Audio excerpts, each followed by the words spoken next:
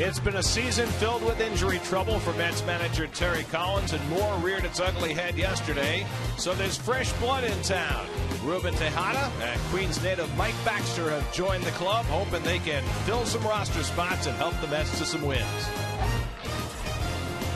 At Citi Field in New York, the New York Mets play the San Diego Padres. Mets baseball is presented in HD by IOTV. Get the best in HD free with IOTV.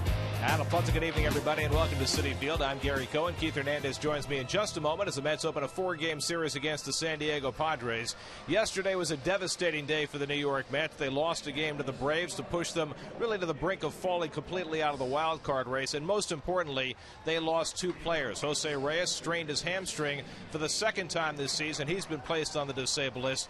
And of longer-term variety, Daniel Murphy out for the season after suffering a grade 2 strain of the medial collateral ligament in his left knee. That means he's got a small tear in that knee. He had the same injury to the other knee last year, playing second base down in Buffalo, and Murph is out for the season, also on the disabled list. And the Mets have called up Ruben Tejada to play shortstop, and they've called up Mike Baxter to make his Mets debut. He will be an extra outfielder. But most importantly for this team that has had so many injury issues to deal with key players this year, it's just another very difficult road to hoe. Well, you know, Murph, it was a terrible slide by Constanza there. He lost his and came up off the bag and kicked him at the right spot in the knee to hurt him. You know, Murph hitting 320, Jose Reyes hitting 336. You got the 1 and 5th hitter in the National League that are out of the lineup now. I was fearful that Reyes might hurt his injury again a long time ago. You remember I mentioned that. Terry Collins, this man started the season, if you recall, a lot of negativity, such a positive force with this team, and kept this team going in a very positive way. This is such a tough one. I mean, how many times can this club pick themselves off the canvas and keep going forward? And top that off with the loss of the series, as you said, to the Braves, and now 9 out of the wild card. It's a tough road to hoe. Mike Pelfrey will start the series for the Mets tonight. Pelfrey has turned in 2 good games in a row. Well, Mike's pitched well. He's not walking people this year at all. 43 walks so far in the course of the season. He's been kind of a tough luck pitcher the last couple times out. He's pitched good enough to win. They just haven't scored runs for him. So he's looking to get back on the winning track. And for the Padres, a right-hander who has stealthily had a very fine season, Tim Stauffer. Yes, the right-hander, the sinker-slider pitcher here. His last 11 starts for the Padres, who aren't our offensively gifted ball club. His ERA in his last 11 starts is under 2. So 2 good pitchers tonight, good pitching matchup. We'll see if the Mets can get back on the winning track. First time in more than a year that the Mets and Padres have hooked up. They'll be seeing plenty of each other. 7 games in the next 10 days head-to-head. All the action tonight on SNY.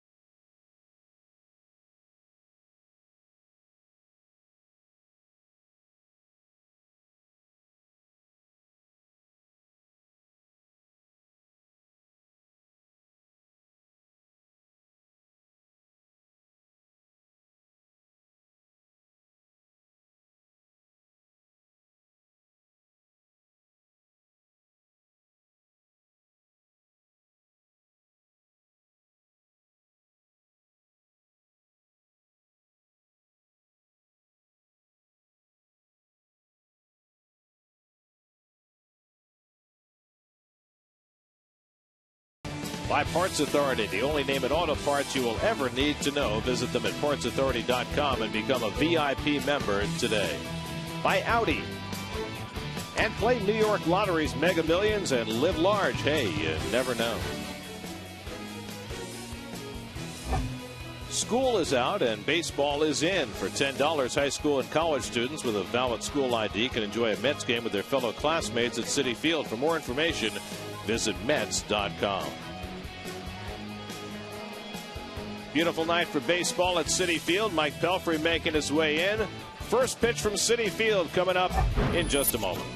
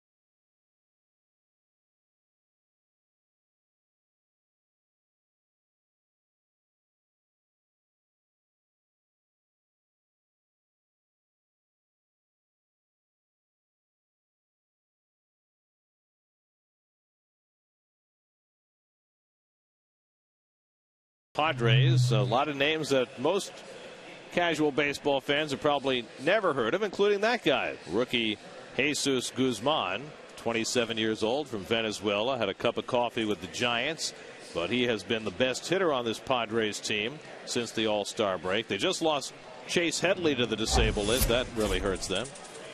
You have to call up Harvey Korman. Very nice. Your first Blazing Saddles reference of the series. Outstanding. And there's Mike's numbers right there, Mr. Pelfrey. And like I said, has pitched good enough to win his last couple times out.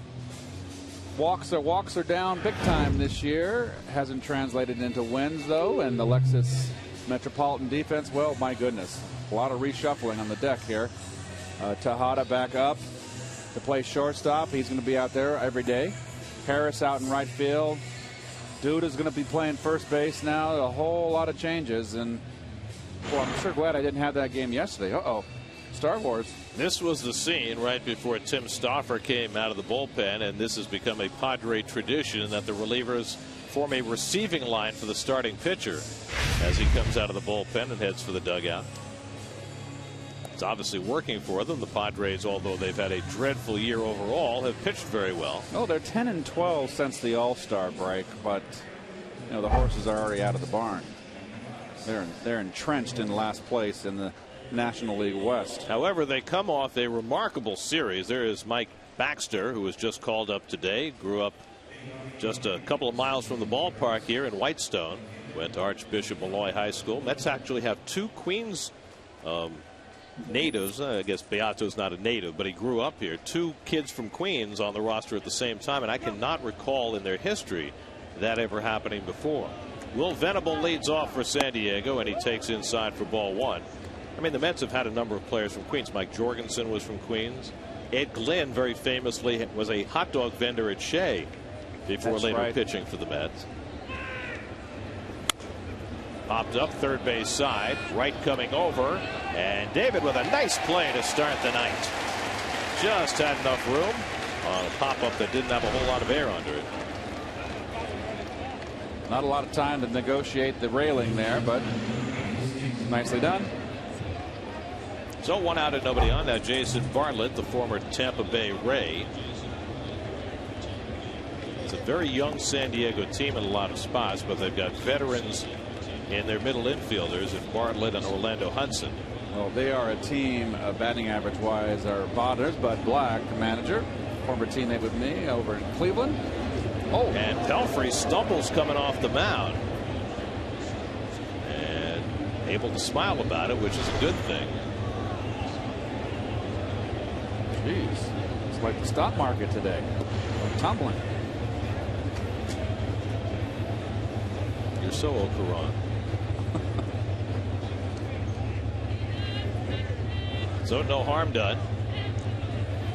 And Bartlett takes low and outside for ball one. Well, getting back to the Pods offensively, and Gary mentioned they had an explosive 3-game sweep in Pittsburgh, where they scored how many runs was it? 35 runs in 3 games. The matches the most runs that a Padres team has ever had in a 3-game series. And despite all that, they are still firmly entrenched in last place in batting average in the National League. 14th in runs, last in home runs, last in slugging. They've got the most shutouts. Been shut out the most, excuse me. Bounce toward the middle of the diamond, and Tejada flashes over. So Ruben handles his first play flawlessly, and there are 2 out. I'll tell you what jumps out at me in the Padres numbers that is stunning. They're last in home runs and slugging, but they've also struck out the most times, which is an unbelievable juxtaposition. Yes. You figure a team that has absolutely no power and hits for a low slugging percentage is at least putting the ball in play. Yes, and you look at the on-base percentage, 15th. They can steal the bases, though, as you said, for number 1 in stolen bases, but you can't steal first. Well, they push the envelope with a lot of people in this lineup. I mean, even Orlando Hudson at age 33 has more steals than he's ever had before. Cameron Maben, the former Marlin, now batting 3rd in the order with the injuries that they've sustained. We mentioned Chase Headley broke a finger on Saturday, and I was surprised to see his broken pinky on his left hand, and they say he'll be out for the rest of the year. 1-1 to Maben. So Maben moves into the 3-hole, 7th time he's hit there this year. Player of a lot of talent, and he's still only 24 years old. They got him from Florida for a couple of relief pitchers. There's Jesus Guzman on deck. And he was part of that big trade that Marlins made with Detroit, if you recall, Guerra, for the big first baseman, Cabrera. Slow bouncer. Tejada has to charge. The quick toss, not in time. Maben with good speed, able to beat it out for an infield hit. Not much more Tejada could have done. Speed, my goodness. And Ruben charges hard, throws quickly, and just not too much speed. So Maben is aboard with 2 down, and you can certainly expect him to try to steal the base. Pelfrey has been very vulnerable to the steal this year. Here's Guzman, who came up in the middle of June. He was sitting for a long time. They had Anthony Rizzo, the linchpin of the trade they made with the Red Sox for Adrian Gonzalez, but Rizzo didn't hit. They sent him back down, and Guzman has been playing most days at first base, and he's been tearing it up lately. Maben 26 steals in 28 tries. In fact, he's been successful 20 in a row. And Pelfrey has had a miserable time trying to stop the running game. 18 steals in 20 tries against him, and a close play at first.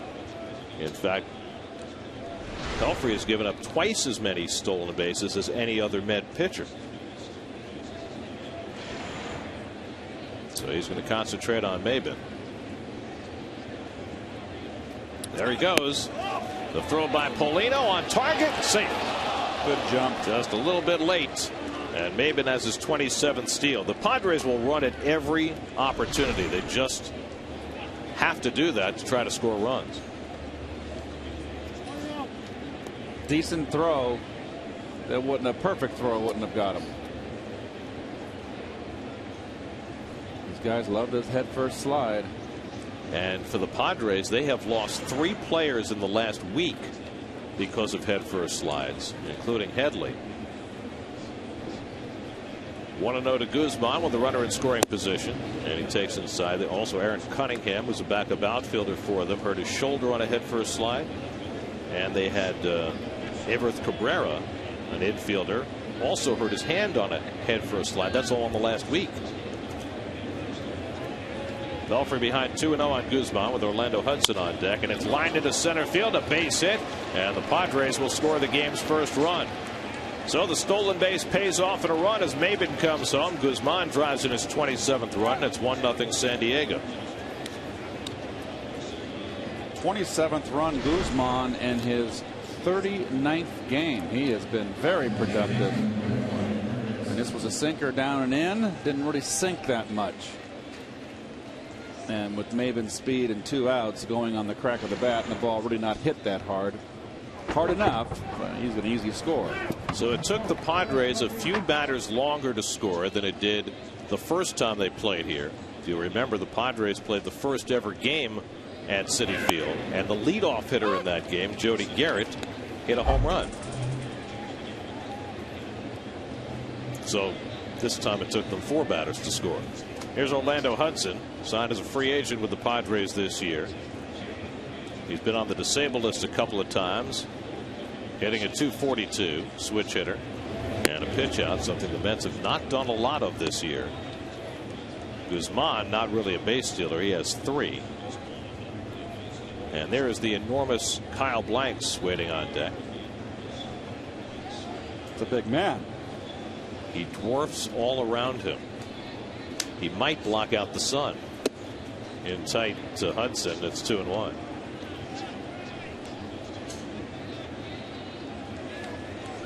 Good Lord, he's 6'6", 272 pounds. In all the years I've been watching baseball, the only position player that I can remember who cast a larger presence than Blanks was Frank Howard. I mean, even Adam Dunn is small next to Kyle Blanks. He's 272 and doesn't look like he has an ounce of fat on him. He was 285. He's slimmed down a little bit. Throw at him at your own peril. 3-1 to Hudson, and that's a strike. 3-2. Boy, Hudson's a long way from the plate.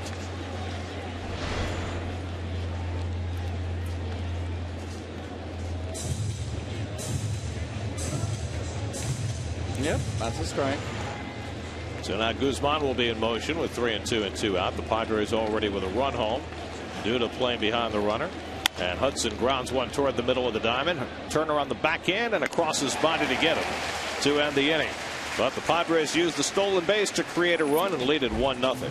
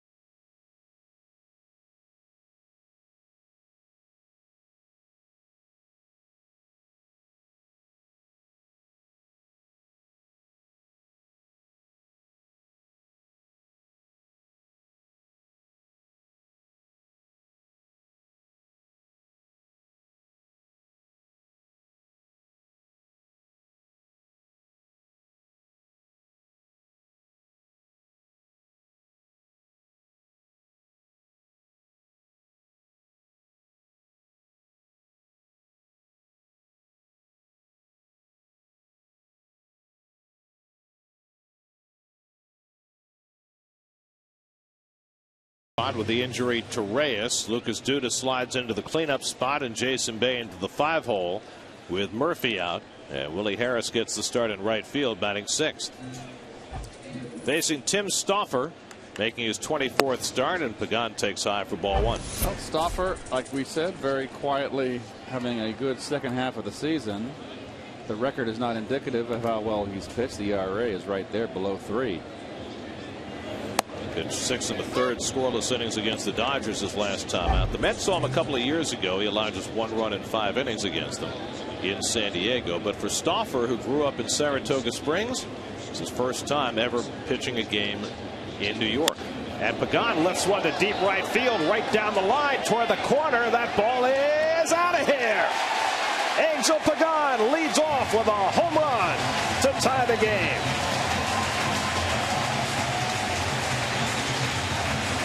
Number 5 for Pagan.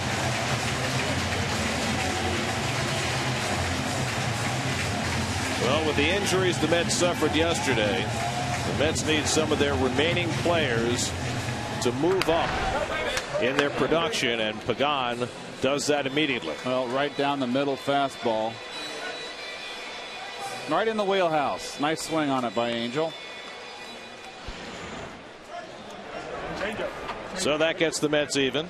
And now Justin Turner takes a strike. Oh, you heard Angel there on that our microphone down there. He said changeup, so we got a changeup down the pipe. The first Mets leadoff home run of the season. And we'll take a look at the IOTV pitch differential, and it's up and too much to the middle. For Pagan, his 3rd career leadoff home run.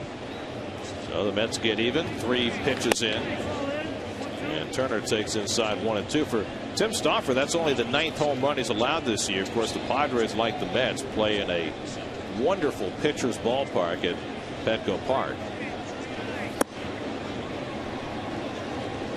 And the National League West in general is a pitcher's division. You've got a good offensive team in Arizona, a pretty good offensive team in Colorado. But the other teams in that division are the 3 lowest scoring teams in the league. Nice backhand stop by the former Gold Glover Hudson, and he throws out Turner 1 away. We'll take a look at the Coors Light San Diego Padre defense, and Hudson, of course, the 4-time Gold Glover, came up with Toronto, played with Minnesota, Dodgers, bounced around, All-Star. I don't think that he's really lived up to what he was touted to be. He's a nice player. Here's David Wright, 3 for 19 on the homestand after a rip-roaring road trip, hitting at .268 for the year.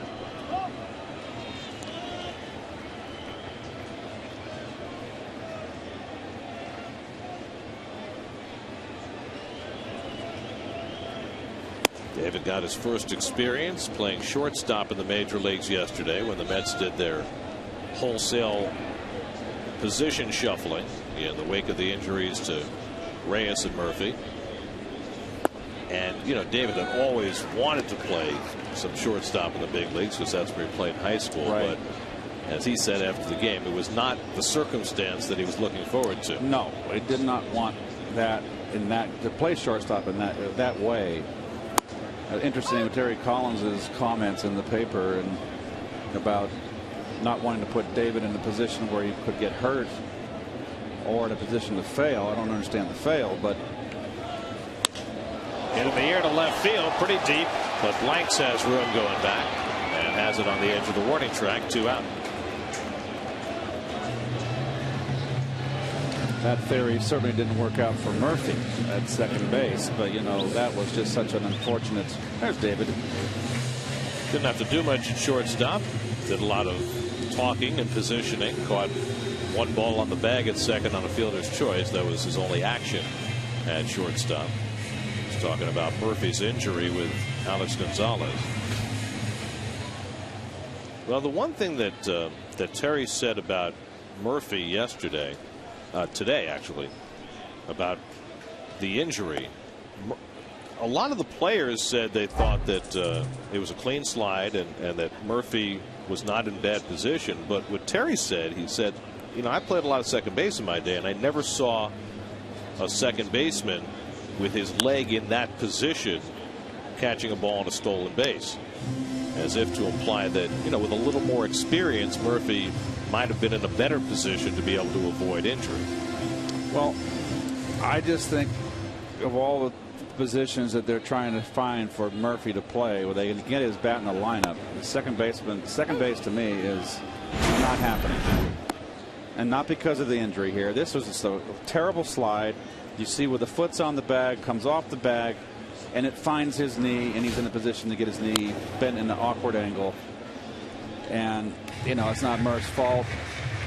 I mean, Murph said that he felt as though we talked to him today. He felt as though he used the bag for protection, and he did. It's just that he had that leg laying there like that, and you know that's inexperience. Exactly. So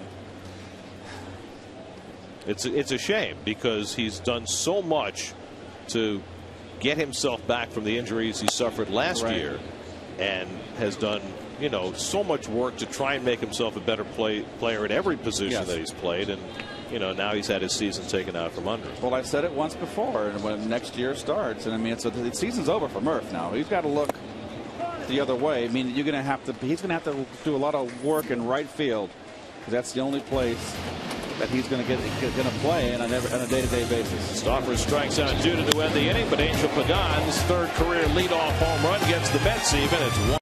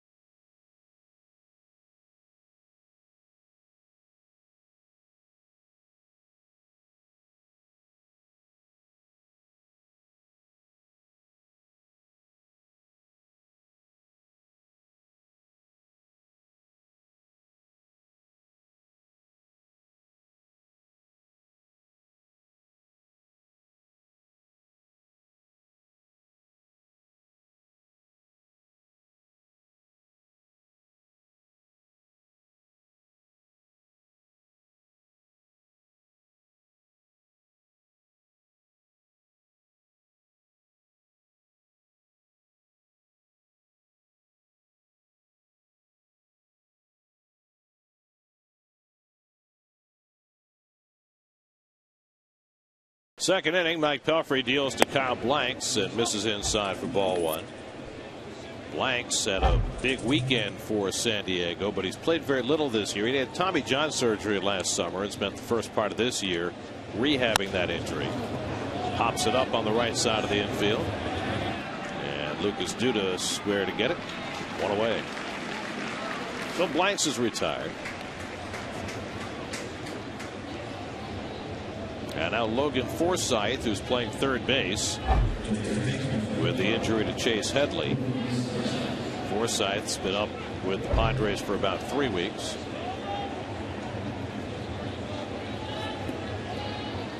Was hitting .326 at Tucson before he was called up. It's just .197 in the majors.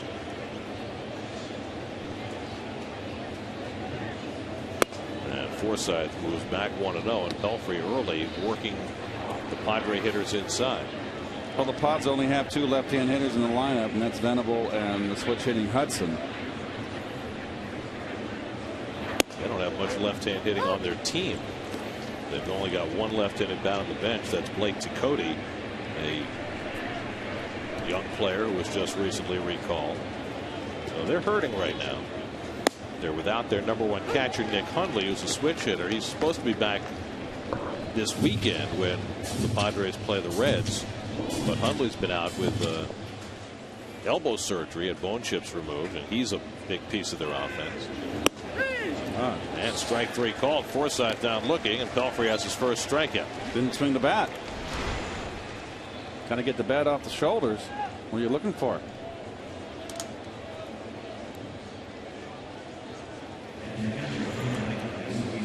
So 2 out and nobody on. And now the catcher Luis Martinez, and with Hundley out, Martinez has been sharing the catching with Rob Johnson. I told you there were a lot of names folks wouldn't recognize. Martinez, a rookie, drives one down the right field line, and that goes foul. Martinez making his 8th start with the Padres. Called up in late July. 26 years old. Went to high school in Miami. Padres last year were one of the surprises of baseball. They won 90 games, and it was something of a magical year for them, even though they fell short, finished 2 games back in the National League West. But their pitching was spectacular. Their bullpen was unstoppable, and they had just enough to stay in the race all year. But it's been a different kind of year for San Diego this year. Their pitching's still been good, but they've had no offense at all. I think they kind of played over their heads last year. It was a devastating year for them. They just blew it. They just late got edged out. And this year, of course, they got a shot to get ahead of the Dodgers. There's no love lost between the Dodgers and the Padres. 2-2 to Martinez, and he lines one the other way for a base hit. So a 2-out single for Luis Martinez, and that will turn the lineup over for San Diego. The 3rd hit off Pelfrey. He gave up a couple of 2-out hits in the first inning that produced a run. Now the pitcher Stauffer. 6 hits this year and 5 runs batted in.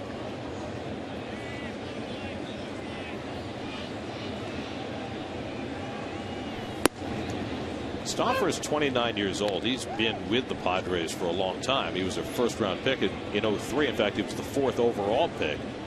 But he's had a lot of injuries that have short-circuited his path to the big leagues, at least to staying in the big leagues. Tore his labrum, missed all of 08. He had appendix last year that he needed operated on and missed 2 months. So it's been a fits and starts career until this season, and he's finally been able to stay healthy all year, and he's had a terrific year, even if his 1-loss record doesn't reflect it.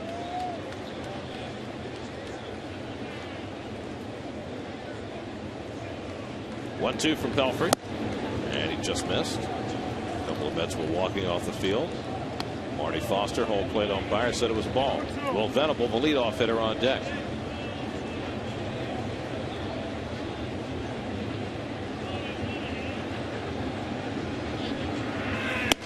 And down swinging is Stauffer to end the inning. 2 strikeouts in that 2nd inning for Pelfrey. Now we go to the bottom of the 2nd with the game tied at 1.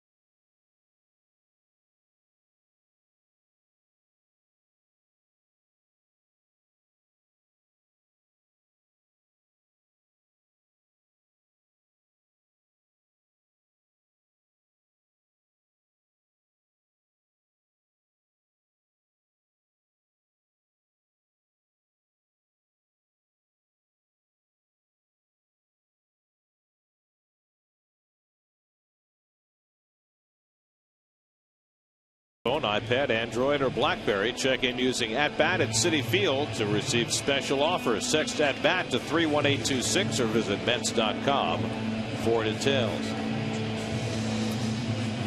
Jason Bay will lead off the home second inning. Jason was on base 5 straight times in yesterday's game, and going back to Saturday night, he's been on base 6 straight plate appearances. He's hitting .457 over a 9-game hitting streak, his best stretch of the year. Leading off against Stauffer in the home second, and he swings and misses at a slider, 0-1. It'll be Bay, then Willie Harris and Ronnie Polino. That's 5, 6, and 7 in the Mets batting order tonight.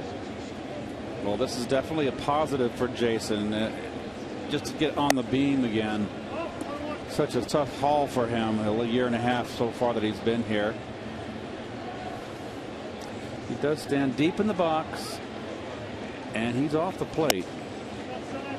But, you know, I got to believe Gary, you know, he's hit that way his whole career. So it's something he's comfortable with. You can't tell me he had the years he had and couldn't cover the outside corner standing that far away. I mean, there's something odd. He drives that one to deep left field. Blanks goes back, looks up, and it's out of here.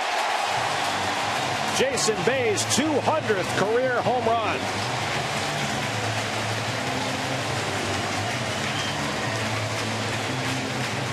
His 9th of the year, and Bay is just rip-roaring hot now. It's 2-1 New York.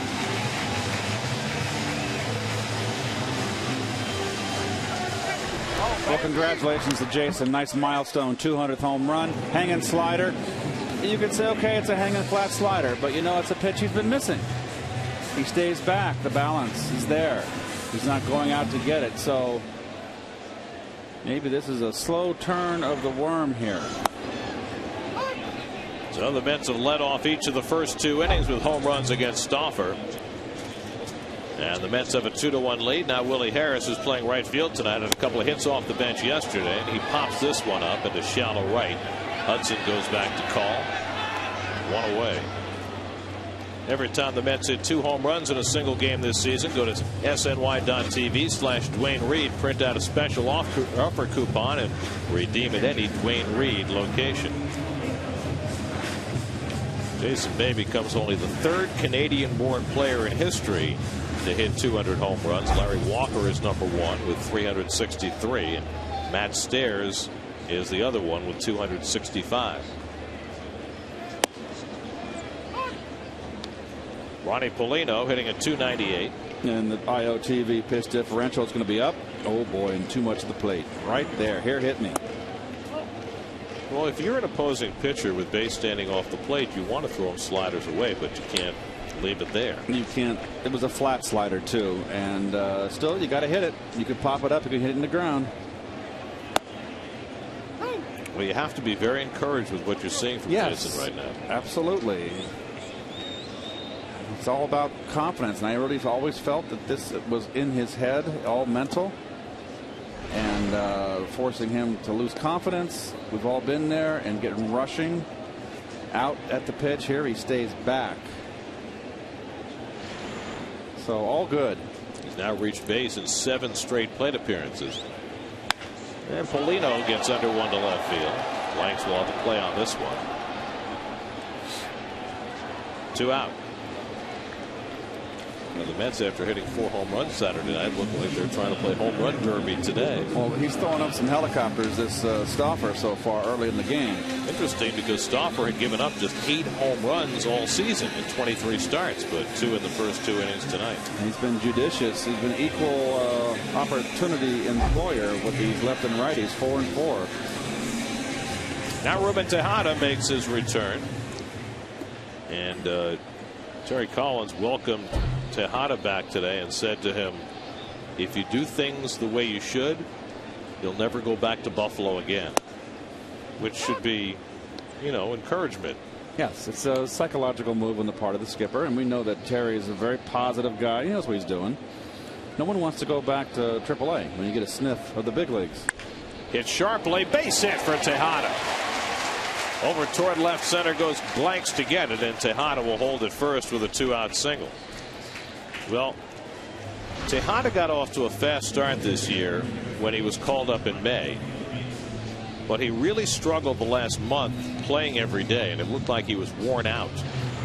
And one of the things that Terry told Tejada is that he's got to increase his strength, which is something he can work on in the offseason, but that he also has to keep up his concentration at bat to at bat. Well, you know, he's a little guy, and he's not going to be able to hit the ball in the air, particularly playing 81 games here if he's going to start. It's a big ballpark. This park is cavernous for him.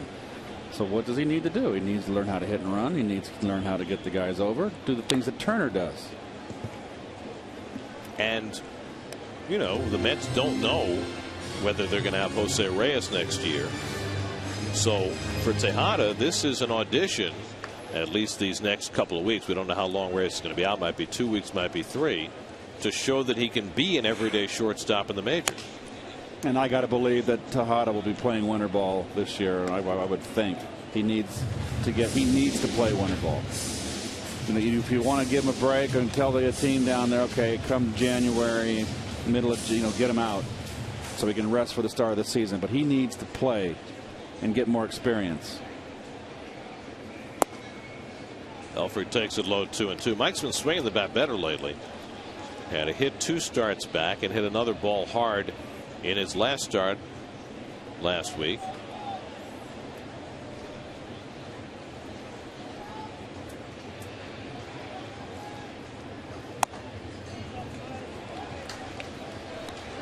And a full count. So Stauffer doesn't walk many. Goes 3-2 to the pitcher with Pregame waiting on deck.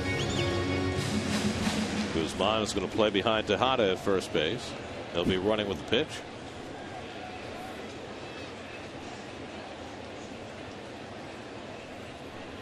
And Pelfrey walks. So the inning continues. Well, they led off the inning with a home run. Stauffer retired the next 2. He gave up a hit to the number 8 hitter Tejada, and now he walks the pitcher. So Pregame will come up with 2 on. Darren Balsley, the pitching coach, will head out to the mound. This is a pitcher who has been pitching extremely well. His last 11 starts, Stauffer is pitching to a 1.97 ERA. Well, he's struggling with all of his pitches. He's not wild. He's around the plate, but he's been hurt with pitches over the middle. Here's your AT&T trivia question for tonight. Who is the only athlete ever to be drafted by 4 pro leagues? Now, there's a little bit of a trick to that question, I think. I think he was drafted by more than 1 league in the same sport. Okay. Pregame takes ball 1, so I don't think he was drafted by 4 different sports. Active? I don't think so. Because it would have to be where there were 2, say, basketball leagues drafting separately. Pregame hits another one deep, but not deep enough, as Maben is there and puts it away to end the inning. But the Mets get solo homers to start each of the first 2 innings. Pregame in the first, and then Jason Bay with an historic home run, his 200th, his 9th of the year, and it puts the Mets up 2-1.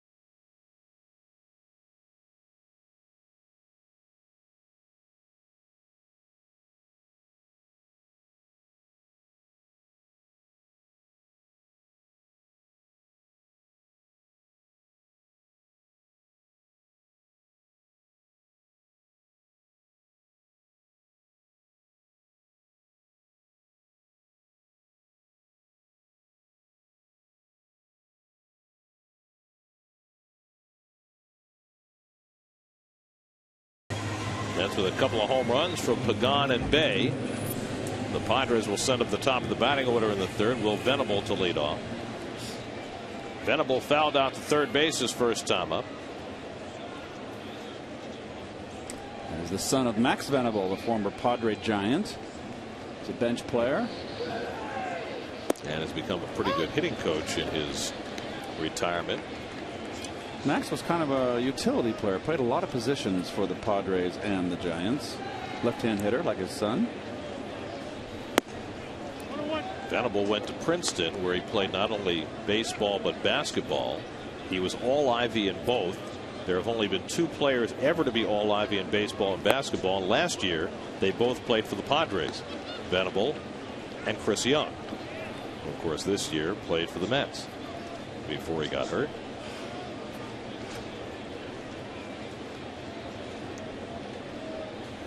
And it's laced into center field for a base hit. So Venable's aboard to lead off the third. 4th hit off Mike Pelfrey. Well, here's Turner on a throw to throw out on a stolen base. And then look at Murphy. Now look at the feet. It's stark, the difference in the setup. It is, you see that Turner's right foot is on the bag, and takes him further out into right field, where Murph was straddling the bag and had the bent knee and leaving his knee there in harm's way. I still say, though, it was a horrible slide. And should not have never happened, that injury. Should never have happened. It's very much in contrast, I think, the slide is, with the play Murphy got hurt on last year in Buffalo, which was a guy trying to break up a double play and a really dirty slide. Yes. Where he slid late and passed the bag and took out Murphy's right knee. Talking to Murphy today, he was encouraged by the fact that his right knee, which suffered a very similar injury last year, healed so well. He said that knee had not given him trouble this year all year. And so he feels as though he'll be able to get a fresh start next year. Once this left knee heals, it will not require surgery. Well, he's got to feel good about not having surgery. And you can see right there. I mean, the foot is on the bag. Here's Murphy's other foot. And here's his foot right here by the bag. And look at right here. Out of the way. So, it's inexperience. Murph is not a second baseman. It's just so unfortunate. It was just the slide came up. I've seen so many terrible slides this year over the course of more than a few seasons now. Guys don't know how to slide. A lot of them. In this case, unfortunate for Murph. What's interesting is that Murph had played very little second base over the last 3 months. In fact, since the second week of May, when Ike Davis went down, Murphy had only had 1 other appearance at second base before yesterday, and the only reason he was in the game at that point is because he double switched in after pinch hitting. Harris had been playing second because Reyes got hurt, and so it was an unusual circumstance. So he hasn't had a lot of reps around second base. But what makes it even more fascinating is that Murphy had just gone to Terry Collins last week to tell him that going into next year, he wanted to concentrate more on playing second base, and he wanted to learn the position better, because he felt as though that was his best opportunity to be an everyday player for this team next year. So whether that's going to actually happen or not, I don't know. Well, I think that left field, I know Murph is probably very fearful of the outfield. It was just such a bad experience for him. He had such a difficult time in left field. But I think left field is a far more difficult position to play than right field. And because there's more right-hand hitters hitting hook line drives at you, humpback line drives, and it's predominantly right-hand hitters in the league, whereas when you're playing right field, they're always slicing a ball to you. You're going to get a better read off the right-hander's bat. Let's face it. I mean, Wright's going to be playing third. Davis is first. And, the Bay is going to be in left. So to me, I'm sorry, second base is too important a position. And I agree with the old axiom that you've got to be strong up the middle to win. And that means you're catching your center fielder and your middle infielders. And I know Murph would work very hard at it to improve his defense, but I really think Murph's future is out in right field. And he needs to strengthen his arm, stretch out his arm, and do a lot of work out there. Because you've got to find a place to put his bat. He can hit. Bartlett hits a double play ball right at Turner. Tejada with the turn. Double play, 2 men down. 4-6-3 double play. Well, routine double play right here. Nice feed. Tejada, piece of cake. Pitcher's delight. Tipped the bag. You saw him just his right foot hit the bag. Get it clear of the slide. Textbook. Oh. First grade reader. Fun with Dick and Jane.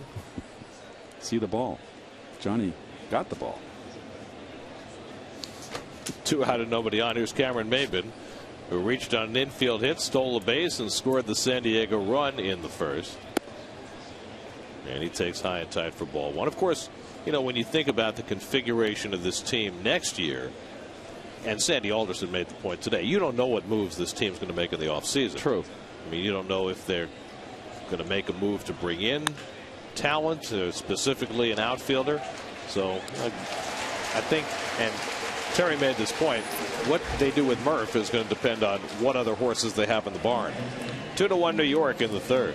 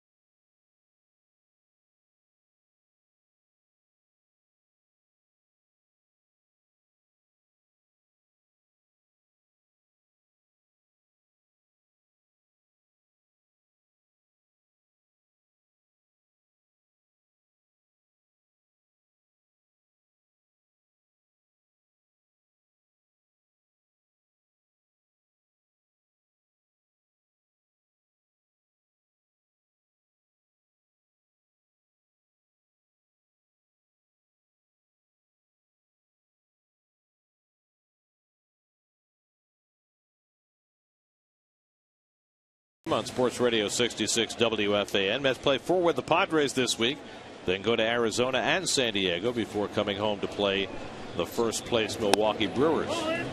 Justin Turner takes inside as we start the bottom of the third. Turner bounced out to second his first time up. Tim Stoffer's given up a leadoff home run in each of the first 2 innings. And Turner settles for a single. So the Mets have a leadoff man on yet again. Well, we know that Turner is a good breaking ball hitter. Another hanger, keeps the shoulder in, and he goes up the middle. Let's go with one hand. We got the big. We all know he got the big leg kick, but he keeps the shoulder in. He drives towards the pitcher, and that's going to make you're going to adjust to the breaking ball. Now the ball broke away, it was hanging, and he just had to let go with one hand to get a little extension. But we've seen Turner do that too much. He's a good breaking ball hitter because of that reason. And Stoffer making a lot of mistakes with his slider early in this game. We'll see what kind of adjustment he tries to make. David Wright fly deep to left his first time up and takes a strike. And David's been in a little bit of a funk since that hot road trip, Gare.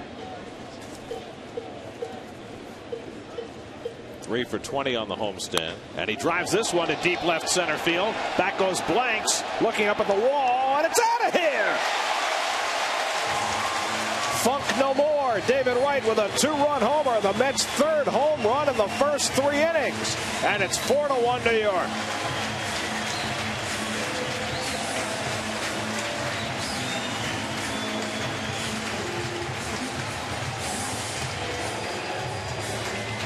Well, the Mets hit 4 home runs in the first 4 innings on Saturday night, and they're on the same path again tonight.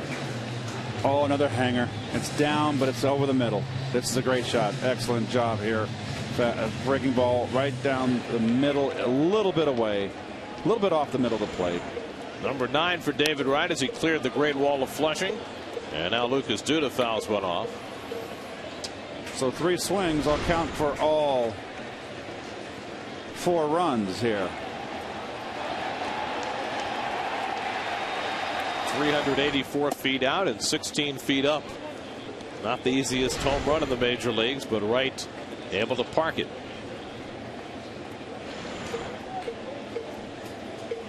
So number 9 for David.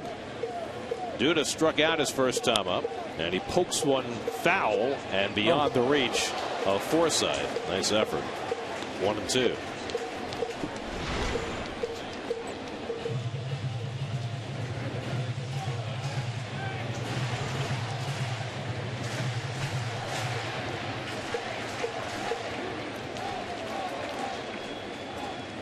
Duda just 3 hits in his last 25 at bats.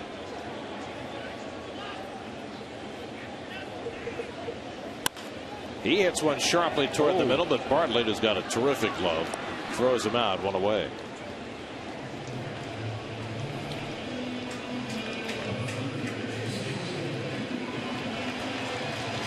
Well, here's Jason Bay, who cracked a home run his first time up, now has a 10-game hitting streak.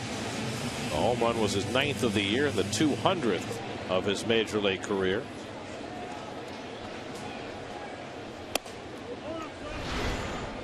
Well, we'll watch the home run here.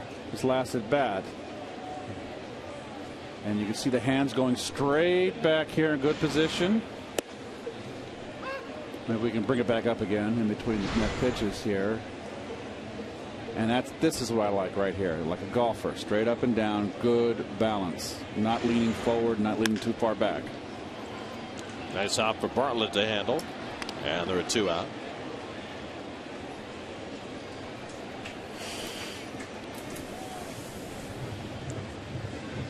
So 2 out and nobody on after the David Wright 2-run homer, and now Willie Harris.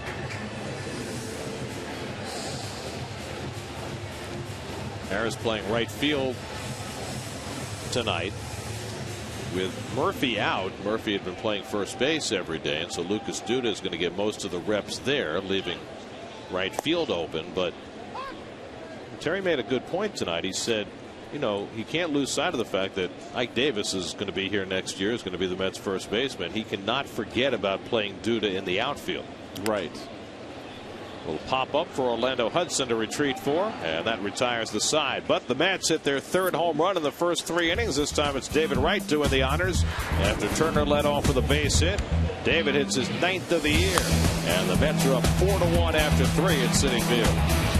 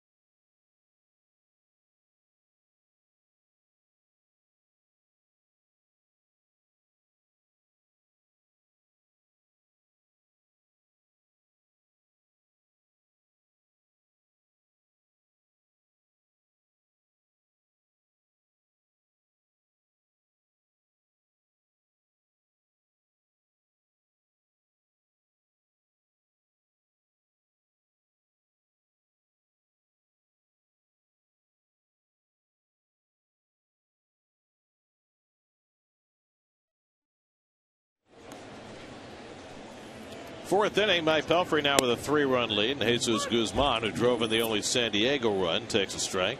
Guzman singled to center with 2 out to drive in Maben in the first. It's not a very exciting uniform, the Padres, huh? They've always struggled to find a good-looking uniform. You didn't like the originals? Oh gosh, Mustard and mud. That was terrible, wasn't it? Well, they were owned by a hamburger baron, and the uniforms look something like a hamburger. A hamburger baron? It's one of the great entrepreneurial stories of America, Mr. Kroc. Started from a single McDonald's in the Midwest and just grew it into this big, what it is today. Actually, the best Padre uniform is the one they wear on their military appreciation days, the camouflage uniforms. Yes. The only thing I liked about the mud and mustard was that they had the mustard sanitary socks, and they looked okay with the brown socks, syrup socks. That was it, though. Didn't they wear white shoes also? They wore white shoes, you're right. I just have this vision of Gaylord Perry in the mustard and mud with the white shoes. Throwing the puff ball, remember? Well, and he'd be getting his shoes all, filled with the stuff that was coming off him. Do you remember the puff ball? When he got older and he lost all his velocity? Right with the bare hand play, and a nice one to get Guzman. Nicely done by David Wright. Well, David, that's the biggest improvement in his third base defensively, is the bare hand coming in charging. He's really perfected that, and that's just rewards from hard work. He's worked very, very hard at that over the years, and it pays off. So 1 out and nobody on. Now Orlando Hudson. No, I remember the spitball, the grease ball, the Vaseline ball from Gaylord Perry. I don't remember the puff ball. Puff ball, last couple of years in San Diego, and Gaylord kind of lost his fastball. He would load up still, and whatever he used, doesn't matter, but he also loaded up with the rosin bag, and he put a lot of rosin on his hands, so when he threw the ball, it made like a puff of smoke. That's like choosing a new pope. Like, what's his face, the guy down in James down in Miami, right, for the Heat, throwing the rosin up in the air. So he would throw the ball, and it would be this big puff coming out, like a little white rosin smoke. It never affected me. Gaylord, of course, Hall of Famer, great pitcher, Hall of Cy Young Award winner for both leagues, 300-game winner. And I guess the question is, with Gaylord, so much of his act was about making you think he was going to throw the spitball as much as it was actually throwing it. He knew how to pitch. He was a great competitor. Because he went through all those machinations on the mound, touching his hat, touching his hair, going behind his ear. He had his routine, and it was like a third base coach giving signs. Well, it obviously didn't bother you much. Strikeout for Pelfrey as he threw the split to Orlando Hudson, and that's his third of the night. Why do you say that? Well, the numbers in front of me say you were 10 for 24 against Gaylord Perry. That would be a .417 average. I hit Gaylord pretty good, but he was older when I faced him. Although I did face him when he had the Cy Young year with San Diego, correct? Hit hard over third. That's a fair ball going down the line for Kyle Blanks. It caroms to Bay. Blanks is going to stop after a hard turn at first. That's got a fortuitous bounce there off the sidewall and right to Bay. So Blanks couldn't try for second. Well, ripped fastball right here, right down the line. This big 88 too. Look at that number. It's like an offensive line, maybe a tight end. John Mackey. There you go. Well, the late John Mackey. Yes. Just recently passed away.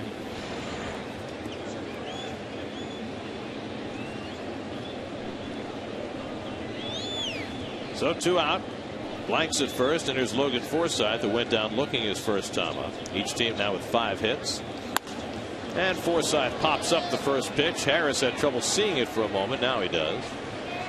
And puts it away to end the inning. A hit and 1 left. Pelfrey to the middle of the 4th with a 4-1 lead.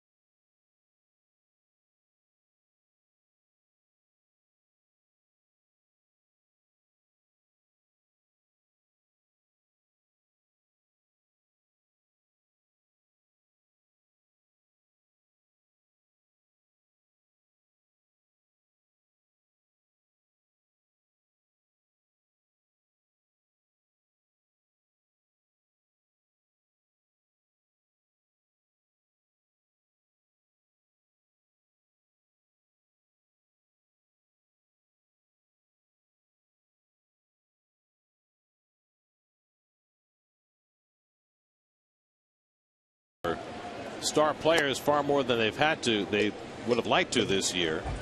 Made 2 moves today, putting both Reyes and Murphy on the disabled list after the injuries they suffered yesterday. Murphy out for the year with a MCL sprain in his knee, and Reyes out for at least the 15 days with another hamstring strain. It's, according to Sandy Alderson, it's in a slightly different spot, but about the same severity as the last one that kept him out for 3 weeks. And Ruben Tejada and Mike Baxter both recalled to take their roster spots. Ronnie Polino flying to left his first time. Well, I read the quotes in the paper from Terry Collins regarding Jose not being fatigued. And yes, Jose is not fatigued. He's in great shape. But nice rip right there. Nice play by Forsythe. So 1 out of the 4th. Well, yesterday for Terry Collins, watching those 2 guys go down and losing the game to the Braves, not a good day. He talked to Kevin Burkhardt before the game today.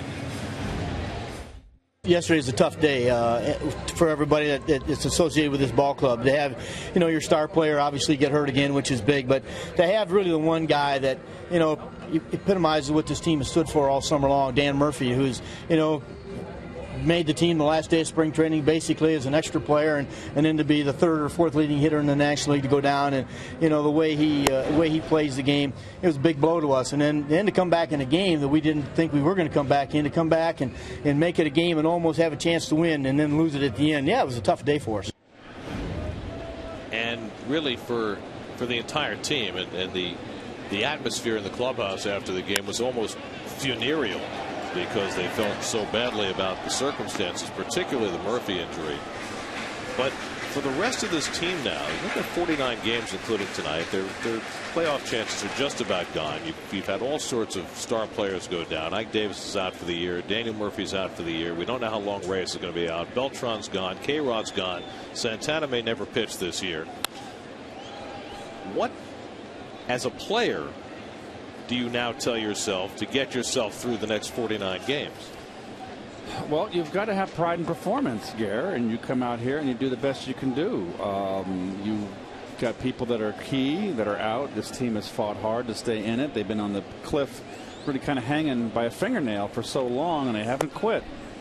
I mean, I said it in the open. This is how many times can you get up off the canvas, taking a left hook and get up and keep going forward. And Terry Collins has done such a great job with this team, keeping it in a positive focus and a positive attitude. And it might take a couple games for this team to get its sea legs again. So my feeling is this: it's an opportunity. It's a sad opportunity. I mean, you don't want to get an opportunity through injury, but you've got enough young players out here that you're going to show that man down there in the dugout that next year in spring training, this is a chance for me to play every day and not have the pressure going, okay, I'm 0 for 3, and if I don't get hit the last time at bat, it might not be in the lineup tomorrow.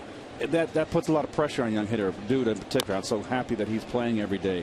He knows that he can go in there day in, day out. Maybe he can take an 0 for 8, 0 for 10. He's still going to be in the lineup. That's key for a young player. Tejada goes in that group too. So this is their opportunity. There's going to be some changes made in the offseason, and it's so unfortunate, but what are you going to do? You're going to throw in the towel? You go out there and you do the best you can do. Pelfrey bangs one toward the middle, but Bartlett slides over, and the low throw handled by Guzman to get him. So the Mets are out 1-2-3 for the first time tonight. After 4, it's 4-1 New York.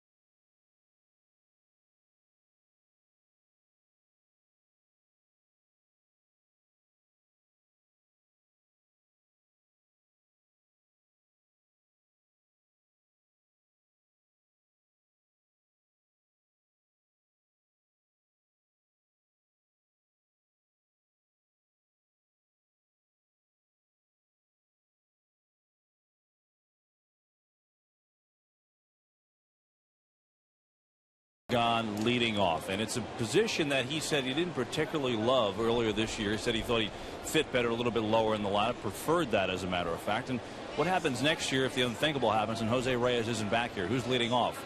Maybe it's Angel Pagan. So for Terry Collins to get a look at him and see if he can indeed be the spark, it's a pretty big deal. And I asked Terry, you know, with Angel in the leadoff spot, how do you approach that? What are you looking at? And how about him and getting him to realize how big he is in that role? And he said, well, first thing I did today, I went over to him and talked to him and said, look, you know, we need you now more than we've ever needed you. That's the bottom line. You got to be our spark here. And, you know, he said, this is what veterans do. This is the time of the year where veterans step up. And Angel, you know, needs to know he's one of those veterans here. And his response is, I'll do whatever you need me to do. And Terry said, you know, that is the type of attitude that's really made this team this year. That's why I've enjoyed being around these guys. It's that type of attitude. But, you know, think about it. Angel may not like leading off. But, guys, if that's the case, maybe if Reyes is somewhere else next year, he may have to craft himself into that type of player. Luis Martinez grounds out. Well, I'll go even deeper than that as far as Pagan is concerned. Angel Pagan is a 30-year-old player who had a nice breakout season last year and has taken major steps backwards this year. He's got a lot to prove over these last 7 weeks of the season to show that he belongs on this team next year, much less as the leadoff hitter. Well, competition's a beautiful thing. There's going to be a lot of competition in right field, and by no stretch of the imagination has Angel got a lock on center. Like I said, it's going to be what I'm looking forward to most now is what Sandy Alderson and the brain trusts up there in the front office are going to do to this ball club. The changes they're going to make in the offseason. I'm just very, very curious in where they're going to go, what moves they're going to make. And I feel confident that this ship is in competent hands. I go into the offseason really, really with a positive attitude that they're going to craft something, move it in the right direction. Well, what complicates the Mets' plans going forward is you look at Pagan's numbers, and this is a great case in point. The Mets have got some real talent in their minor league system now, particularly in terms of young, potential front of the rotation starters, but none of those guys are going to be ready next year. I mean, if you're talking about Zach Wheeler, who they just picked up, and Matt Harvey, who was their #1 pick last year, and Euros Familia, who has established himself in Double-A now, none of those guys are potentially going to be ready next year. And as far as position players are concerned, most of their key prospects have gotten hurt this year. The Neuenhuises, the Fernando Martinez is always hurt. And then the other guys, the Den Deckers and people like that, are farther down the chain and aren't going to be ready. So I guess the question is, as they try to build toward the future, as they beef up their farm system, as they try to get better for the long term, what kind of players will they be investing in next year? Is it going to be stopgap players or frontline players? Are they going to go out and spend money next year, or are they just going to try and hold the fort until some of the younger guys are ready? Well, I think that that'll be a great conversation. Maybe we can get Sandy up here towards the latter part of the year and have a little skull session with him, as we don't normally do in the course of the season. I don't know which direction they're going to go to, which way they're going, but I just, to me, patience is a virtue. And I always felt that the strength of an organization is in its farm system. You build, that's the foundation. You build from the bottom up. That's the way I feel strongly about that. Well, one thing I know is that the Mets, you talked about the brain trust and the front office being in great hands. I think the Mets have found themselves a manager for the long term. Oh, no question. You know, I've been blowing Terry Collins' horn the whole season. Broken bat, Venable, shallow left, and in comes Bay to grab it. That's maybe a game under 500, but who knows where they'd be without the leadership of Terry Collins with everything that's befallen them this year. No question.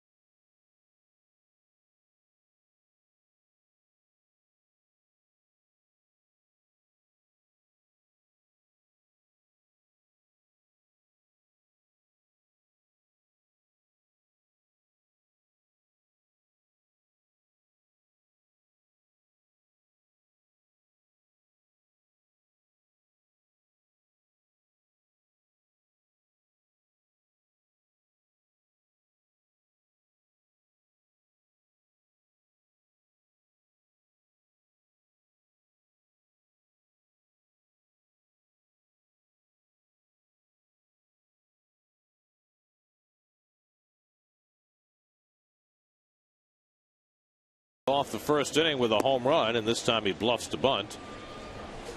Angels' third career leadoff home run, and the first by a Met this season.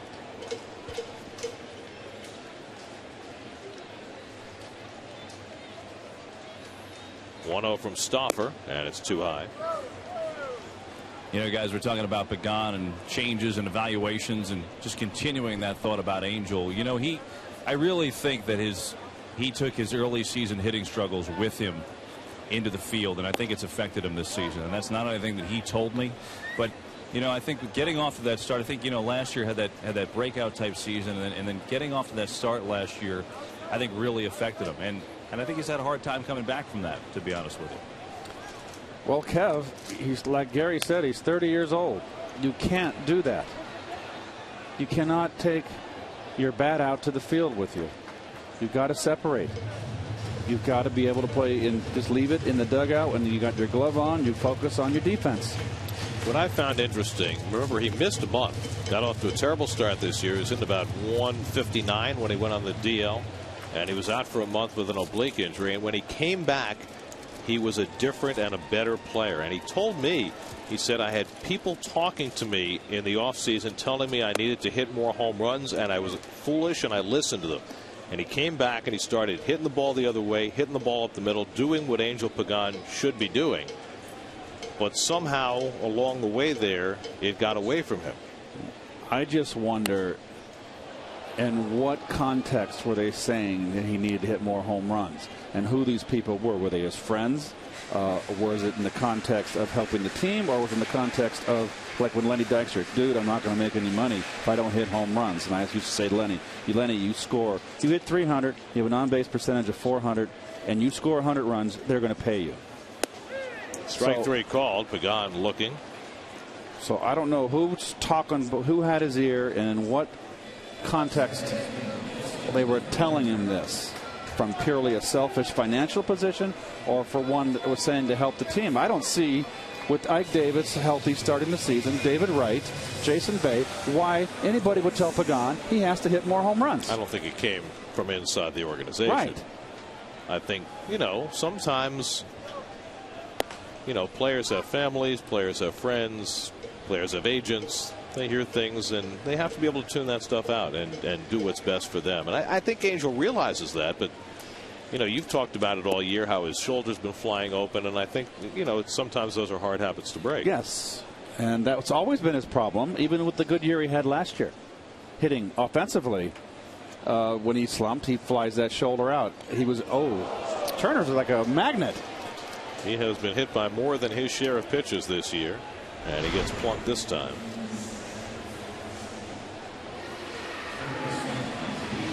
Well, Keith, how do you evaluate it all? I mean, do you look at, if you're Sandy Alderson, do you look at last year as saying I was just a terrific year, but maybe not really him? Or is this the year that's the fluke? That's not really him. That's always the tough call, Kev. I'll just say my example. I was younger. I had a good year, breakout year in '77. It was St. Louis. I hit 291, drove in 91 runs, and hit 15 home runs, I think. And the next year I hit 255 and that was in '78. I regressed. Had a terrible second half. But you were what, 22 years old? No, I was 24. Okay. On 78. Wright drives another one to center field, but this one right at Maben. And that's the second out. So I know the point you're trying to make here, Gary. I was younger and still trying to find my way. But Pagan is no stretch of the imagination. As Pagan had 5 years under his belt, where you could say Pagan is a 280 hitter. He's going to do this, going to do that. We don't know that. Right. So, but then the other part of that is, if Sandy decides in his wisdom that last year was a fluke and this is more what Angel is, and he wants to go in a different direction, the Mets don't have another center field option. You're not going to move Jason Bay to play center field every day. Is Kirk Neuenhuis coming off an injury-plagued season a everyday center field prospect for next year? I don't think so. Well, we're just where are you going? You're going to have to go outside the organization at that point. So I'm just saying these are all considerations that the front office has to go through as they try to allocate their assets for next year. Hit hard and into right field, a base hit for Duda. Turner will go first to third. And the Mets have runners at the corners with 2 down. So Duda, who had been just 3 for his last 26, smacks one hard for a hit off Stauffer.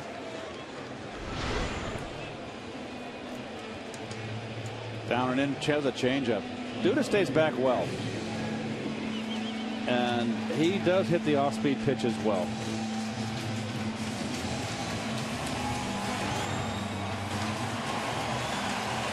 So first and third and 2 down, and now Jason Bay, who had his string of 7 straight plate appearances reaching base, ended in his last at bat when he grounded to short. Hit a home run leading off the second, his 9th of the year. And the curve ball lifted out to center field. Should be easy for Maben. And that retires the side. So the Mets strand 2. We've played 5 now at Citi Field. Mets leading 4-1 as Pelfrey heads back to the mound.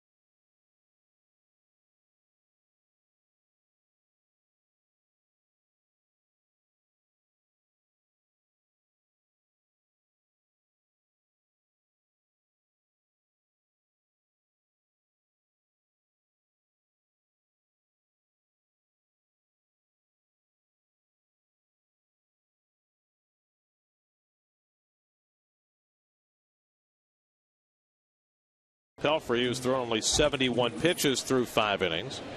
It's been kind of back and forth with Pelfrey on these pitch counts. He had a complete game a couple of starts back where he was able to keep his pitch count down through only 108.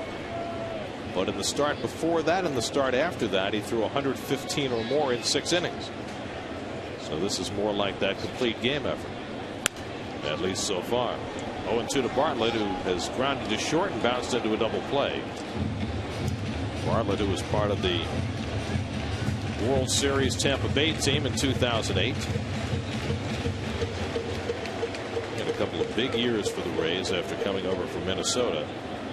Not doing much hitting this year for San Diego. But a fine defensive shortstop. Cameron Maben on deck, and then Jesus Guzman for the Padres in the 6th. And a check swing foul. Well, I see Atlanta got off quick down in Florida, 4-2 in the 4th. Scored 4 runs in the 2nd inning of that game.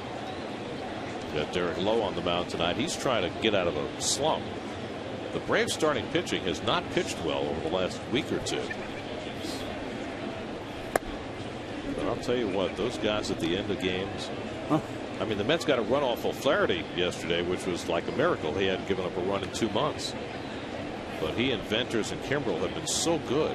Starters only have to get them 6. Lays to center. On comes Pagan, but he'll have to play it on a hop, barehanding it. And Bartlett aboard with a leadoff hit. Let's check in with the studio. Gary Apple standing by with a New York State Smokers Quit Line game break.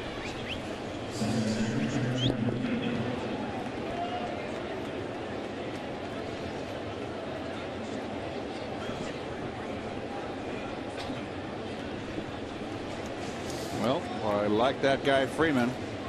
And that was a classic example of why I like him right there. He goes to the opposite field. He drives the ball the other way into that gap. Dan Uggla still looking for his first hit tonight. Starts the night with a 28-game hitting streak. Here's Maben, who's 1 for 2. Of course, it took Uggla till his last at bat in yesterday's game before he finally got his hit against Bobby Parnell.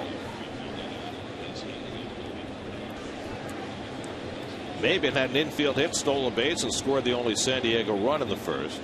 Bartlett, like everybody else on this team, runs a lot. 22 steals this year for Bartlett. 131 now for San Diego, and that's easily first in the league. The Mets are second with 102. Jesus Guzman on deck.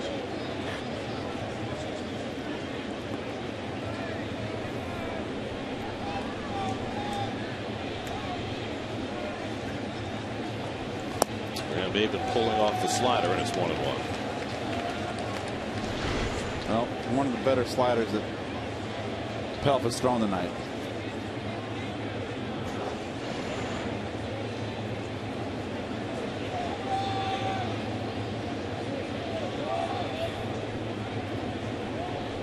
You know, the Marlins gave Maben a lot of chances to establish himself as an everyday center fielder with them.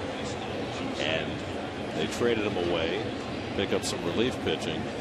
They moved Chris Coghlan to center field. That didn't work out.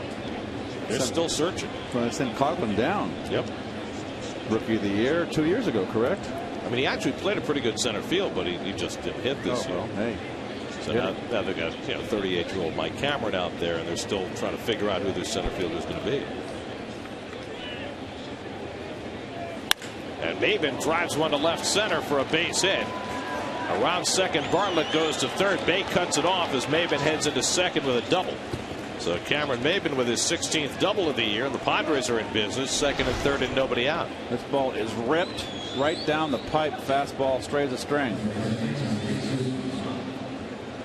Maybe that's the swing everybody looked at from Maben that got everybody's eyes open and got everybody's attention. I love watching him run. The windmill. Yeah, he's got that weird thing he does with his right arm. Almost like he's trying to, I don't know, crank an organ or something. Well, here's Guzman. The Mets have the infield back. Second and third, nobody out with a 3-run lead. Guzman drove in the only San Diego run in the first. And he hits it out to right. Shallow. In comes Harris diving, and he can't make the catch. Bartlett scores. Maben to third. Guzman with his second RBI hit of the night, and now it's 4-2. And the tying runs are on base. Good effort by Willie Harris, but he just couldn't get there. Well, tough break here for the Mets.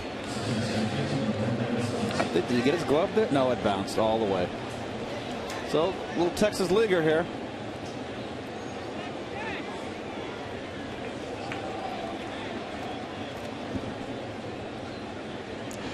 So 3 straight hits for the Padres to start the 6th inning. A run is in. Now it's 4-2. First and third and nobody out for Orlando Hudson. Remember, this is a San Diego team that the last 3 days had the pedal to the metal offensively in Pittsburgh. They scored 35 runs in 3 games. And this one's driven out to left. Bay gets there. Maben tags at third. He'll score easily. Sacrifice fly for Hudson to cut the Met lead to 4-3.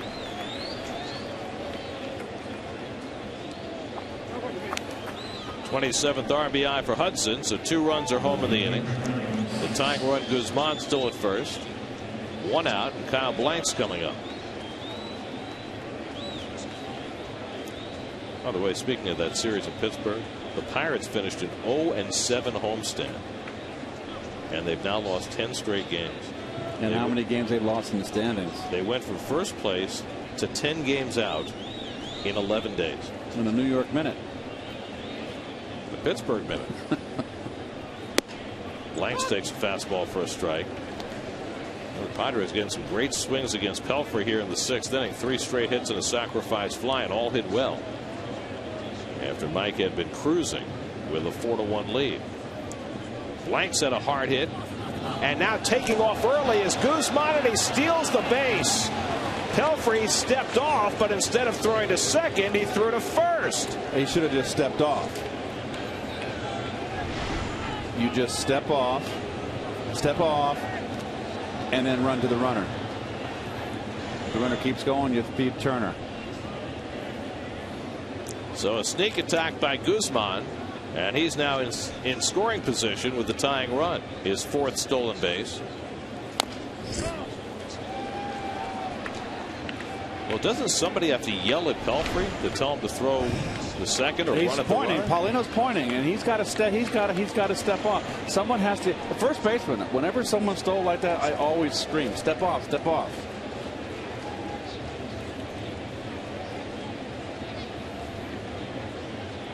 So Guzman taking advantage.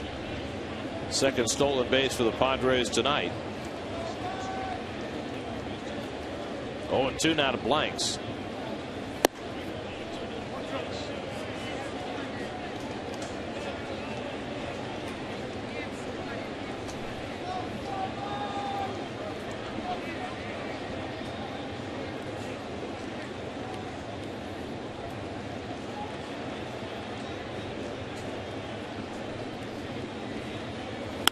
And this one's driven to left center field.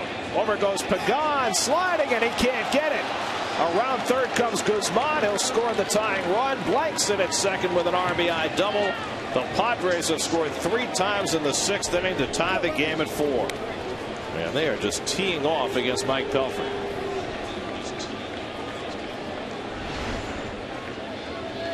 Just out of the reach of Pagan, off the tip of his glove.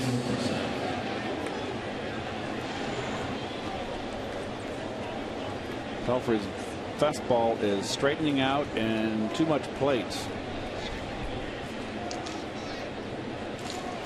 So now it's a tie game. The go-ahead run at second with 1 out, and Logan Forsythe the batter. Forsythe is struck out and fly to right 0 for 2. And this one's fisted foul. Well, the IOTV pitch differential, high target. You can see that he's a little bit over the middle. Enough. Jammed him a little bit, but a very strong man right there. Ryota Igarashi just starting to throw in the Mets bullpen. So Pelfrey's got to find his way out of this mess on his own, at least for the moment. Ball and a strike to Forsythe. A single by Bartlett. Cameron Maben with a double to left center. Guzman hit one in front of Harris for a base hit. Hudson with a sacrifice fly, and then Blanks with a well-struck double after Guzman snuck a stolen base. And the slider away, 2-1 to Forsythe. Meanwhile, in Florida, an infield hit for Dan Uggla. Another infield hit. How many has he had in this last week? It's a 29-game hitting streak now for Uggla. Who would have thought? What a terrible first half he had. I mean, if you were going to list the top 50 guys in the National League who would have a 29-game hitting streak, no. He wouldn't be on the list of 50. Strikes out too much.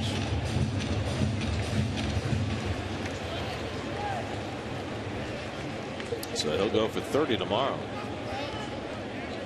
2-2 to Forsythe. And he reaches for it and pokes it out to right.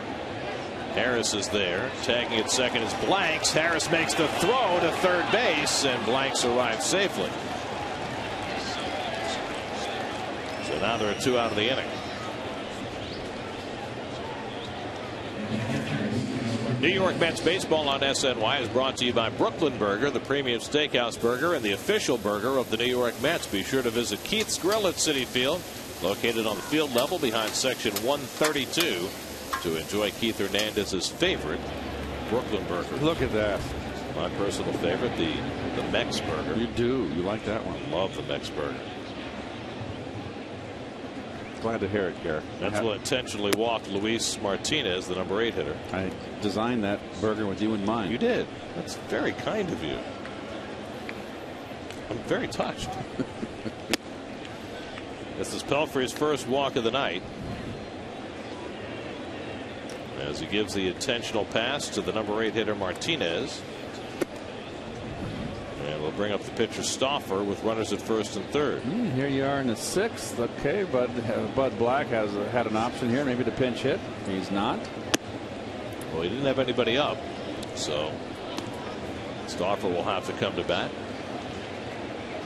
Get up to speed on the latest in New York sports as Jonas Schwartz, Joe Beningo, and the Daily News beat writers weigh in on tomorrow's Mets-Padres matchup and the top sports news stories of the day on Daily News Live, presented by Citi, part of the New York Sports Local, tomorrow at 5 on SNY.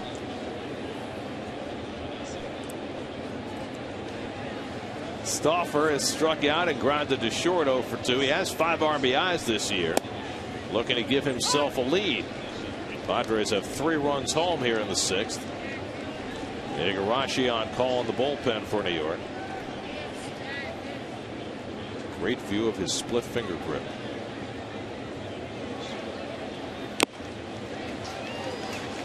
Stauffer has got a very awkward swing. He steps 9 miles in the bucket.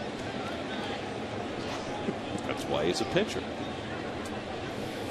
And he leaps up in the air when he swings. How's he got 5 RBIs? Strike 3 called, so Pelfrey finally puts the inning to bed.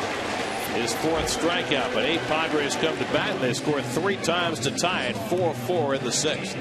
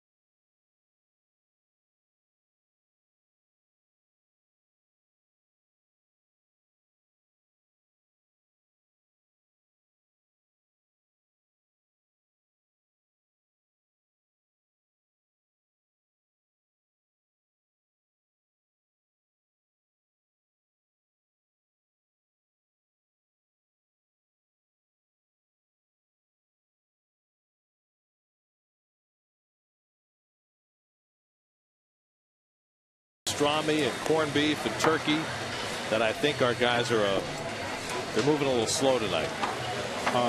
Didn't you have half a? I didn't have corned beef because all of the pastrami was gone. And I had your other half. I mean, the corned beef's good. The pastrami, though, out of this world. Well, Tim Stauffer has a new lease on life. He was down 4-1 when he left the mound for the last time. Now it's 4-4. Willie Harris will lead off the bottom of the 6th. And Willie takes a breaking ball for a strike. Harris has been up twice. Both times he's popped up to second base. Pedro Beato up in the Mets bullpen. And another pop-up from Harris. Back comes Martinez, but he'll run out of room. Foul ball, 0-2. Well, Mike Pelfrey was cruising through the 5th. But all of a sudden, line drive after line drive, and when the dust cleared, the Padres had a 3-run inning. Pelfrey now at 99 pitches through 6 and due up 4th in this inning, which is why Beato is on call. And Harris hits one right to the shortstop, and Bartlett has the soft liner, one away.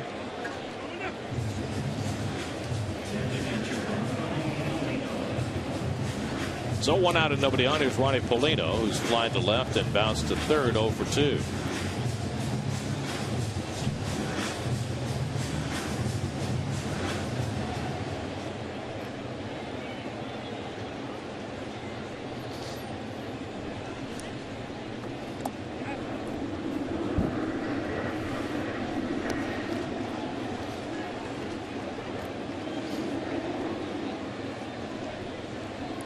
In the San Diego bullpen, Luke Gregerson, the right-hander, Joe Thatcher, the side-arming lefty, both on call.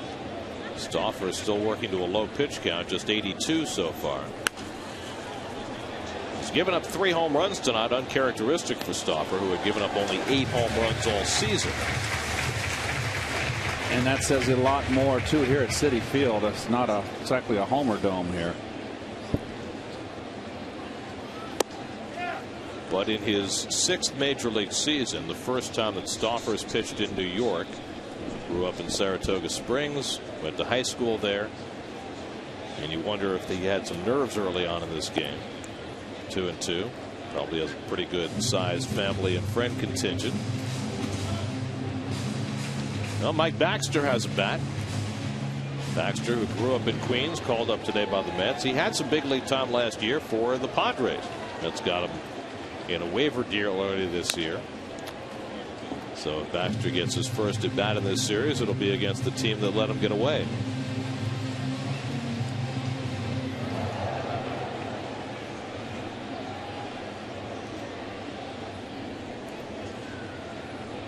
Two and two to Polino, and a broken bat foul ball. So Polino tosses that bat away. No longer of any use.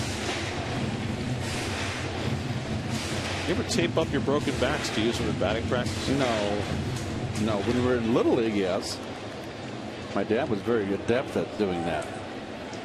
Didn't have the finances to throw away broken bats. Even in the minor leagues, you never taped them up? No. Always had enough.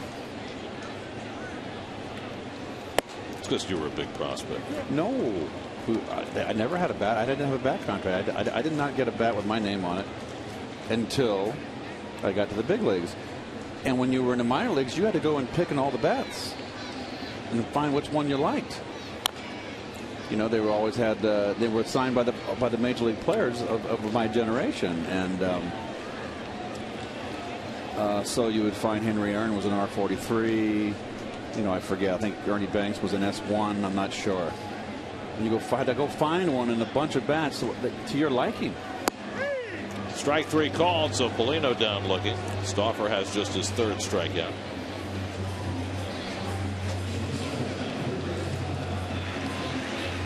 Let's answer our AT&T trivia question. We asked who is the only athlete to be drafted by 4 pro leagues, and there's a San Diego connection. It's, of course, Dave Winfield, who was drafted by the Padres, was drafted by both the Atlanta Hawks in the NBA and the Utah Stars in the ABA.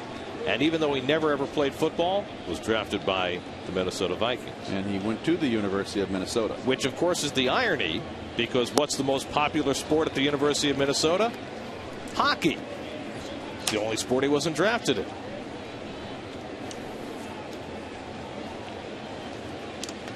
Trivia question about Dave Winfield. You know what day he was born? No. October 3rd, 1951. The significance? Bobby Thompson. Ah. Nice play by Forsythe. The throw out to Tejada, inning over. Mets go 1-2-3. Bobby Thompson's home run off Ralph Branca, October 3rd, 51, the day Winfield was born.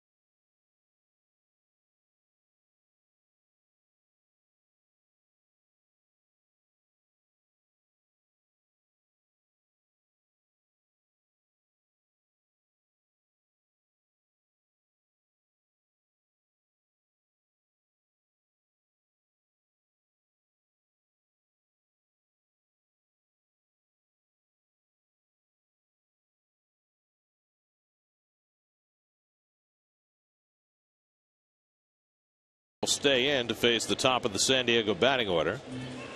And Will Venable drops down a bunt. Pelfrey with a diving stop, and he throws him out. Beautiful play by Mike Pelfrey. Throwing that 6'7" body down to the grass to make the play. He did not have much time here. He kind of got stuck. Nicely done.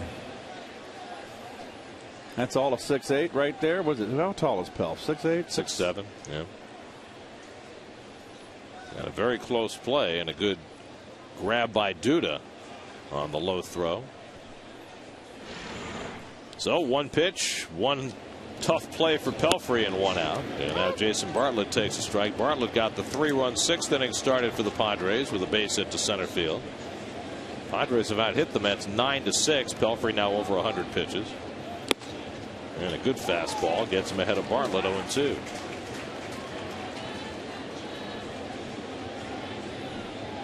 One thing we know about Pelfrey, he is capable of throwing to a high pitch count and still be able to be effective.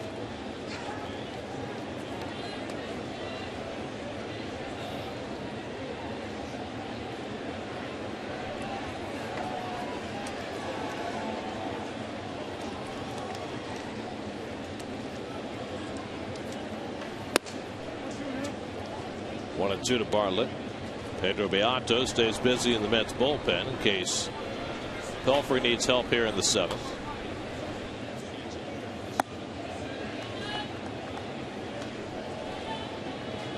Mike has walked 1. That was intentional. Struck out 4. You see his pitch count this year has been as high as 123. Certain guys with their body type were able to go deep into games and throw 125, 130 pitches if need be. Pelfrey's occasionally been called upon to do that. He walks Bartlett after getting ahead of him 0-2. So the second walk for Mike tonight. 1 out and 1 on. Cameron Maben coming up, and Terry Collins coming out, and that should be all for Pelfrey. So Terry looks like he's going to make a double switch now. Beato will come into the game. And we'll see what other move Terry makes as well. Call to the bullpen brought to you by Lincoln. 4-4 in the 7th with Beato coming on. We'll be right back.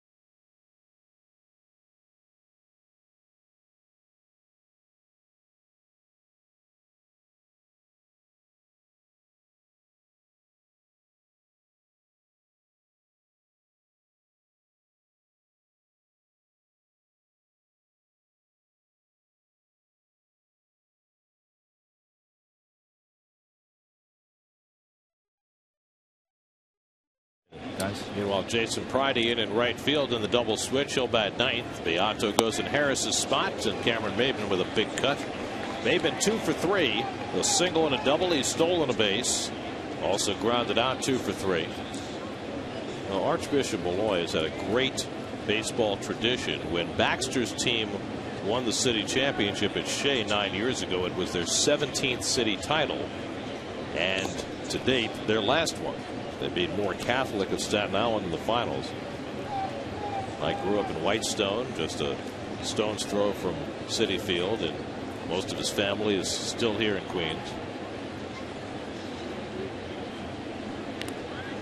And Beato, who pitched at Xaverian, which is in the same league as Malloy, he and Baxter aren't quite sure if they ever faced each other in a game, but they definitely were aware of one another. Baxter said, Beato, he was a big star in that league.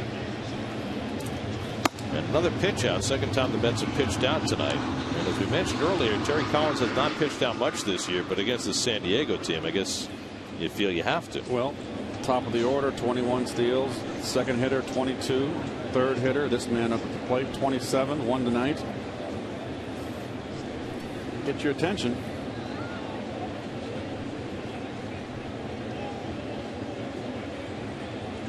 Bartlett's running, and Maben fouls one off his foot. So Bartlett was on his way.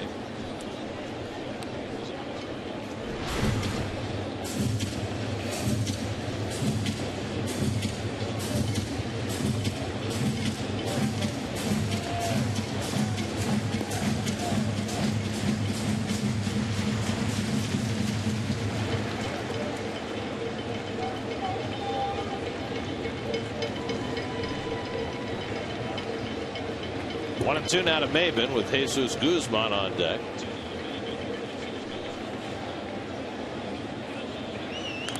And Beato chases Bartlett back. Mike Pelfrey went 6 1/3, allowed 9 hits, 4 runs so far, and responsible for Bartlett as well. 2 walks, 1 intentional, 4 strikeouts. Can't win, could lose. A game in which he had a 4-1 lead. And Maben lays off the slider, and it's 2-2.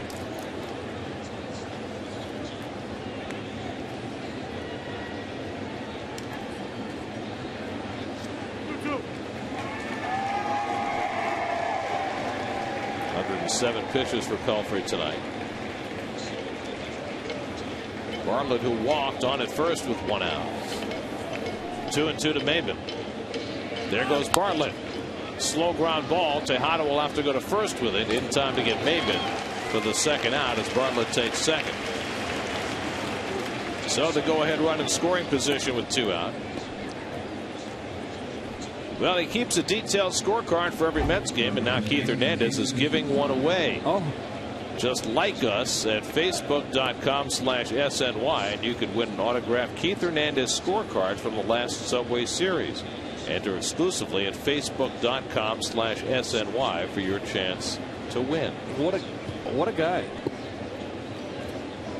They really had to work on me to give up that scorecard. You're very generous.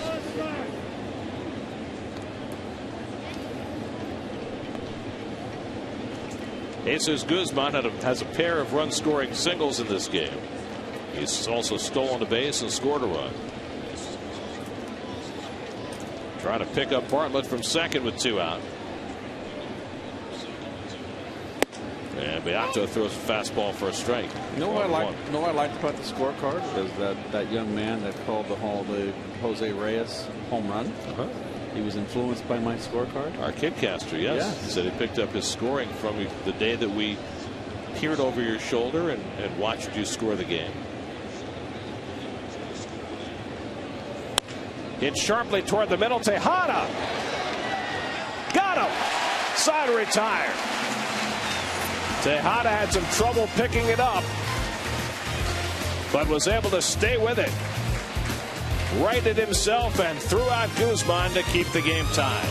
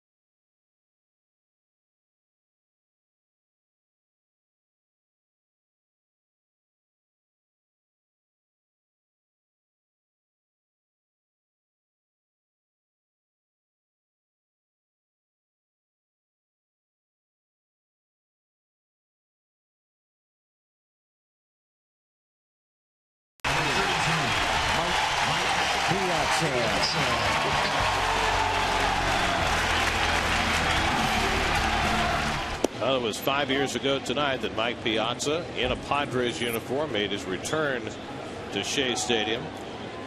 Left the Mets after the 2005 season and got a rousing ovation and had a huge night against the Mets. I think if I remember correctly, Piazza hit a couple of home runs and the Mets won the game. Well, I particularly remember the home run he hit off the Mets in San Diego here the same year.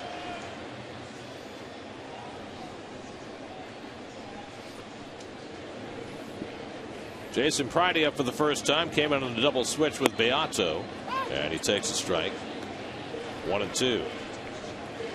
Pridey with 5 hits in his last 16 at bats, trying to adjust to the bench role. Pridey spent a month as a Mets starter earlier this year when Pagan was hurt, as Luke Gregerson is up again in the San Diego bullpen. And at first, when he was asked to come off the bench, he struggled with that role, but it's been going better for him lately. Fouls this one off the left side, and Forsythe gets over to grab it, 1 away. Now, Tim Stauffer has settled in nicely after a very difficult start. Gave up 3 home runs in the first 3 innings, but he's now retired 13 of the last 15 batters to face him. The first home run he gave up was to Angel Pagan, leading off the first inning. Angel's 3rd career leadoff home run.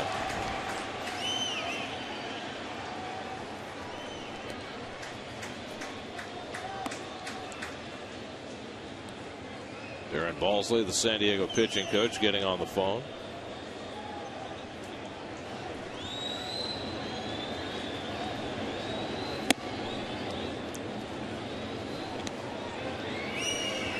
Justin Turner on deck. Mets 4 runs, 6 hits. Padres 4 runs, 9 hits. Stauffer about to throw his 100th pitch of the night. And Pagan takes it up and away. Ball 2. Stauffer has walked only 1, and interestingly enough, that was Pelfrey that he walked back in the 2nd inning. That's back when he was struggling with his command. He's also hit a batter tonight. He hit Turner in the 5th. And Pagan lines one, caught by Hudson. 2 out.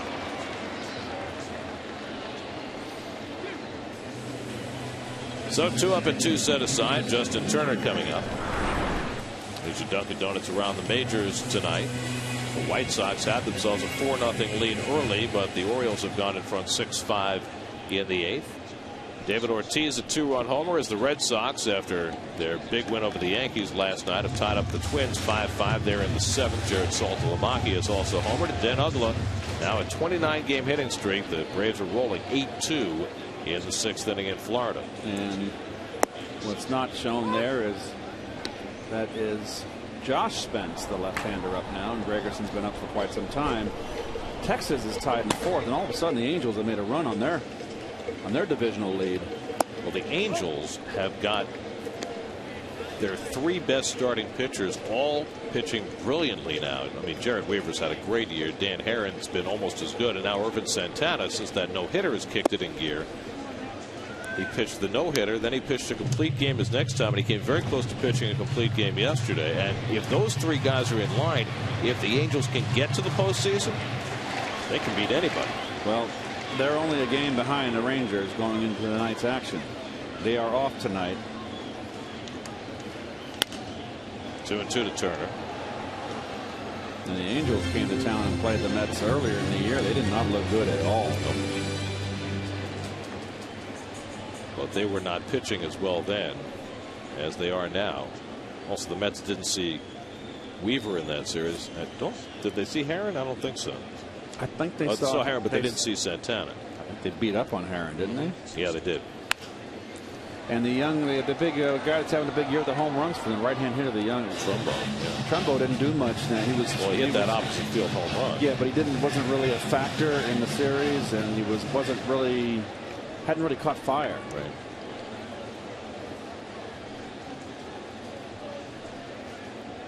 Two to Turner. And he bounces one on the right side. Guzman plays it awkwardly, makes the recovery, and throws him out. So Guzman stays with it. And it's a 1-2-3 inning for Stauffer to keep it tied at the 7th after 7.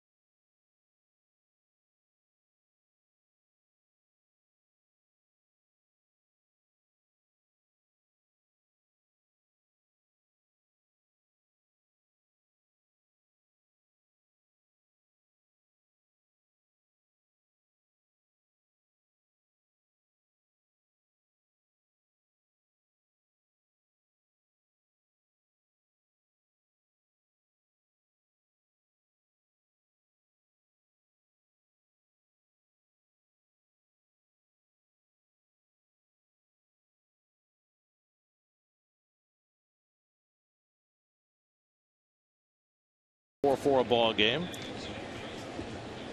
Padres will send up Orlando Hudson to lead off against Pedro Beato, who came in to get the final 2 outs in the 7th on ground balls to short. Hudson drove in a run with a sacrifice fly in the Padres' 3-run 6th when they tied the game. 0 for 2 on the night. And Hudson bounces the first one foul. It'll be Hudson, then Kyle Blanks and Logan Forsythe in the 8th inning.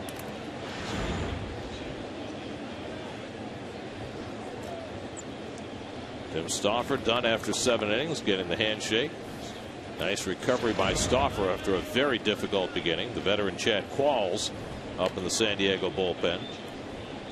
He's become the setup man now for San Diego, with Mike Adams gone to Texas at the trading deadline. Adams was having a tremendous year.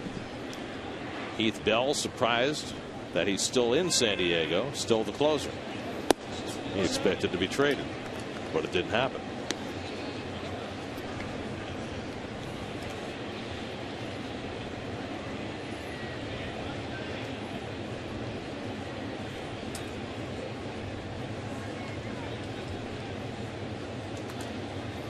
And it's too high to Hudson, and Beato falls behind 3-1. Mets bullpen is quiet. Terry Collins hoping to get an inning and 2/3 out of Beato. Double switched him into the game when he brought him in with 1 out in the 7th. But he promptly walks Hudson to lead off the 8th. So the Padres, who like to run, have the leadoff man on in the 8th inning. Let's check in with Gary Apple. He has a New York State Smokers quit line game break.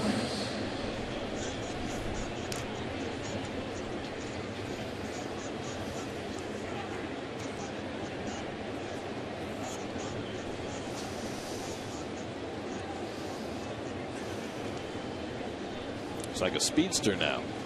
He can run. He's surprisingly deceptively fast. A better word. Excuse me. Here's Kyle Blanks, is 2 for 3, a single and a double. He's driven in a run.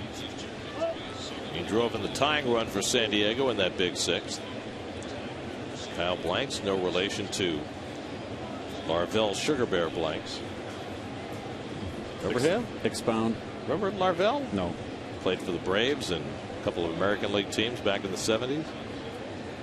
And as unlike in body type as Kyle Blanks as there could possibly be. Now Blanks may be about the biggest player you'll ever see. Marvell, he was like, 5'7", 150. No relation. Marvell Sugar Bear Blanks doesn't forgotten. jog your memory. No.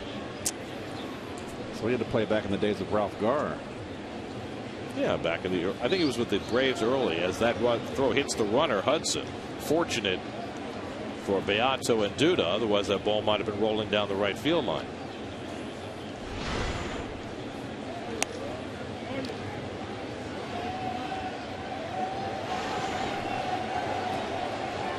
Hudson has 14 steals. That's a career high for him on a team where everybody steals.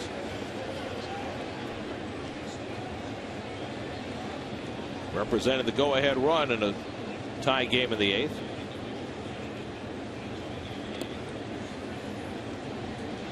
Well, he's holding them close there, Igarashi.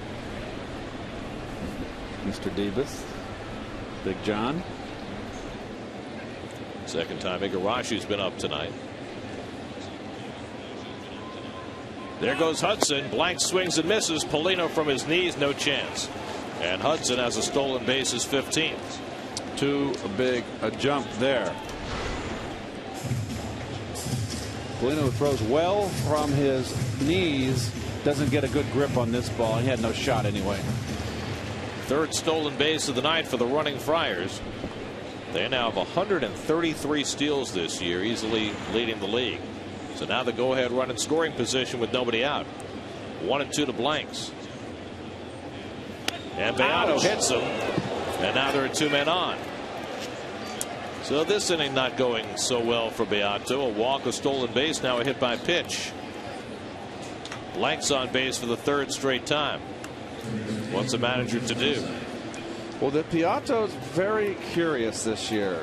It was so spot on, and that's going to be the end of him, I believe. Terry's coming out. But he's showed appearances where he goes out there, Gare, and he can't find the plate. Blanks right on that elbow guard. So he's unaffected.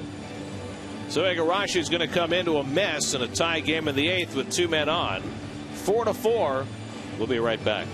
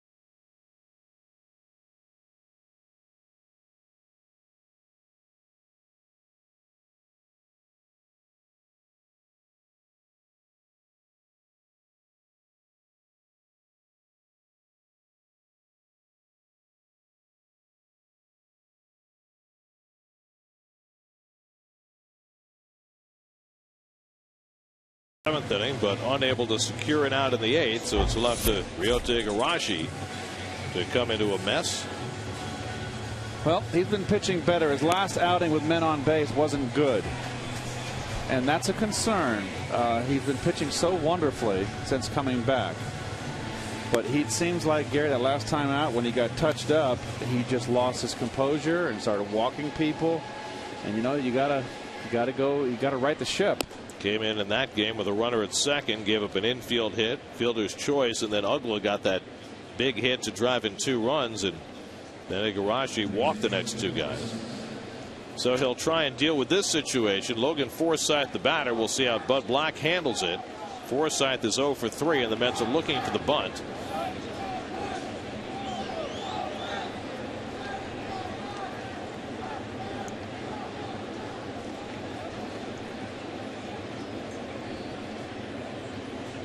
And Forsythe shows bunt, and Igarashi throws it right at him, and it hits the bat. It's a fair ball and a bounce throw, and Turner able to pick it out. Igarashi goosing it over to first base. It all winds up as a 1-4 sacrifice on your scorecard, but it was much more entertaining than that. This is a play when it's a squeeze, you throw at the runner. That's what you're told. He's got all day and night to throw him out. Oh, it was not an easy pick. Oh, it almost got his thumb.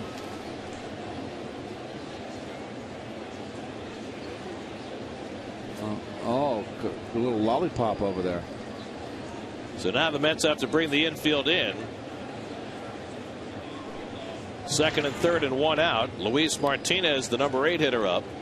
He has singled and been intentionally walked tonight, 1 for 2. And he hits it through the hole, a base hit, and the Padres take the lead. Hudson scores. Blanks goes to third. 5-4 San Diego. So Luis Martinez, just his 8th major league start, and he comes up with the go-ahead hit.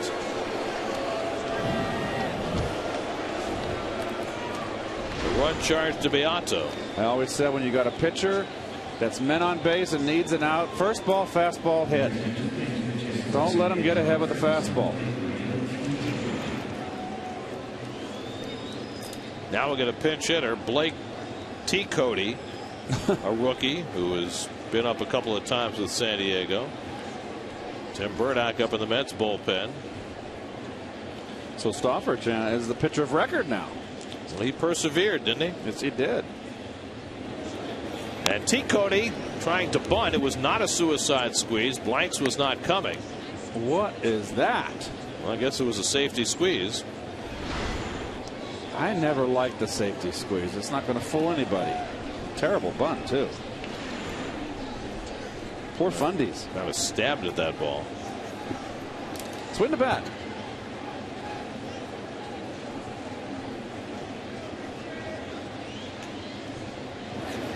Too high, and it's 1-1. So Igarashi giving up the base hit to Martinez to give the Padres the lead. Blanks at third, Martinez at first. The Mets middle infielders playing a little more shallow than regular double play depth, giving them a chance to make the decision to come home with a ground ball. T. Cody takes a big hack at the splitter, and it's 1-2. Well, it's a good one, too. Gets him fooled on a strike, though.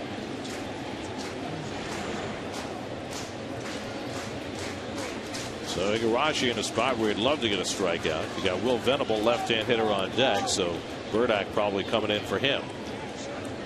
Here's the 1-2, and T. Cody takes high. 2 balls, 2 strikes. DJ Carrasco joining Burdick in the bullpen.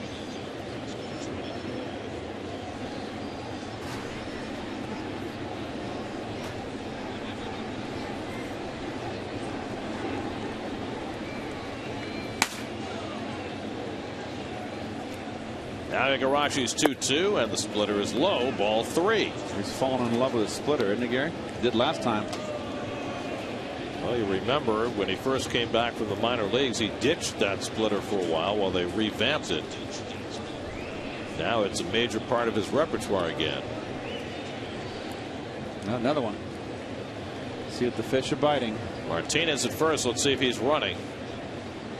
Not going, and T. Cody strikes out. So Igarashi able to pin Blanks at third by striking out the pinch hitter T. Cody for the second out. No, T. Cody didn't swing at a strike.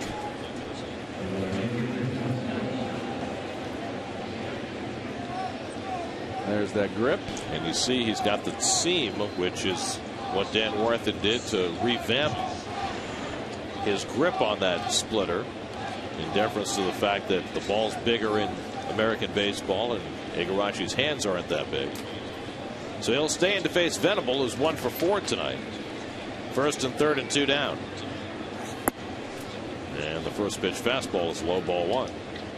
Venable last time up tried to bunt his way on, and Pelfrey made a diving stop coming off the mound and threw him out while lying on the ground. So don't put it past Venable to try and bunt for a hit here.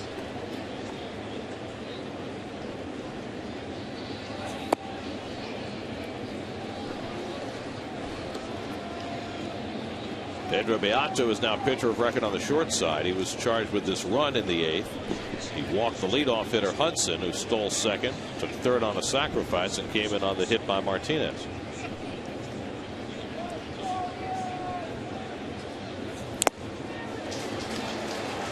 2-1 to Venable. Another splitter.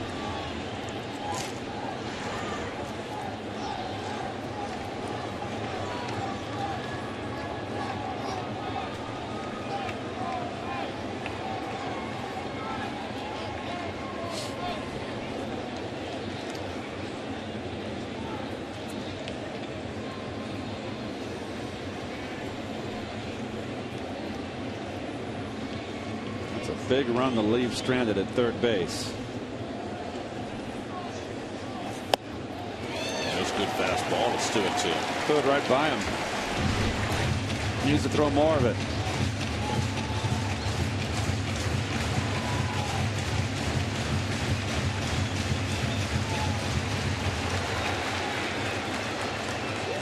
Blanks the runner at third. Martinez at first with 2 down. A run is in. The Padres have taken the lead here in the 8th.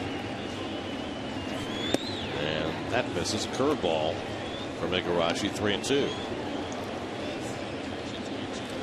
Petty throws a splitter here. Maybe we can peek in on the sign. It's an odd place to break out your curveball, isn't it, on 2-2? Because if you throw it 2-2, that means you usually throw it 3-2. He doesn't want to throw the curveball. He wants to throw the splitter. I called it. Predictable. Martinez runs, and Venable takes high ball 4, and the bases are loaded.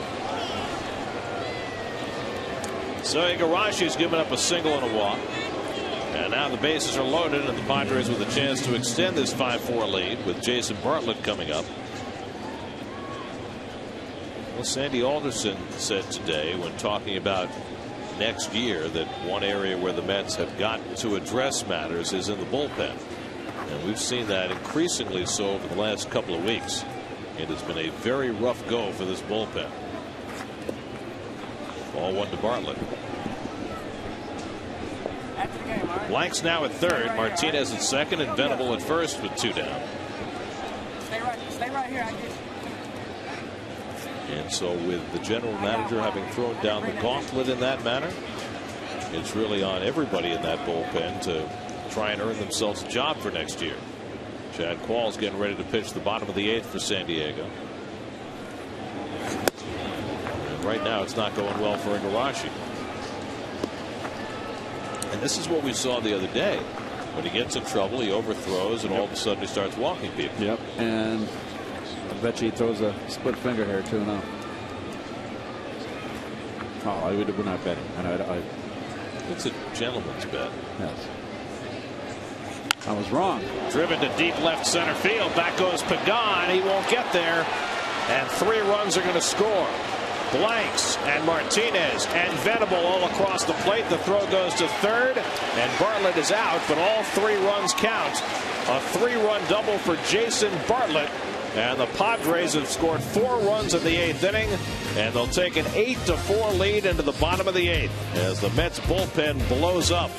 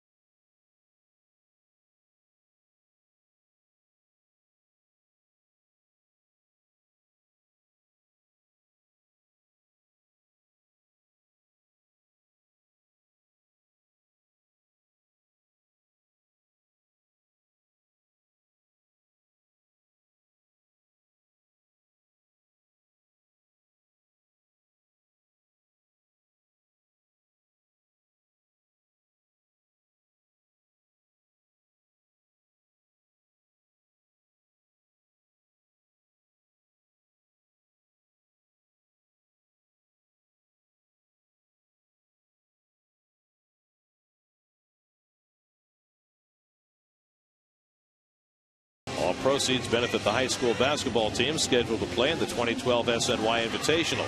Just go to sny.tv/charity auction and bid today.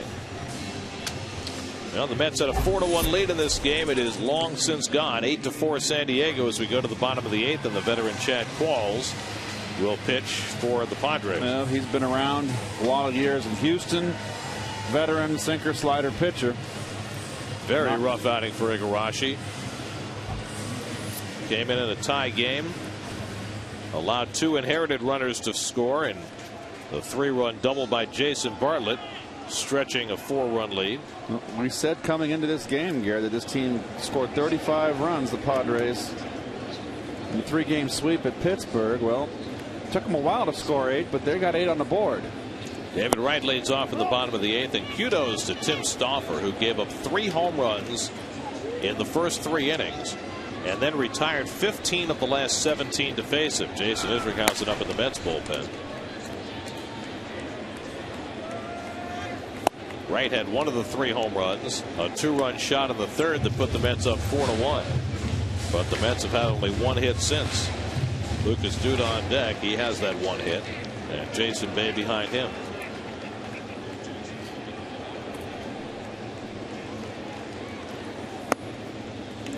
Two balls and a strike to Wright. Qualls in his 57th game this year. He's always been a workhorse when he's healthy. And his role has now increased. Padres the last few years have had as good a bullpen as any team in the majors, and they've been tremendous again this year. And again, they're probably not quite as good as they were a week and a half ago since they traded Mike Adams to Texas, but Bud Black has plenty of weapons to go to in that bullpen. Anchored by Heath Bell. 3-2 now to Wright, and you know Heath always loves coming back to Flushing. Yes, he does. He was not a happy camper here. He wasn't in the good graces of Bobby Valentine when he was here. Here's Heath. Yep. Sitting and relaxing. He always looks relaxed, except when he's sliding in the All-Star game.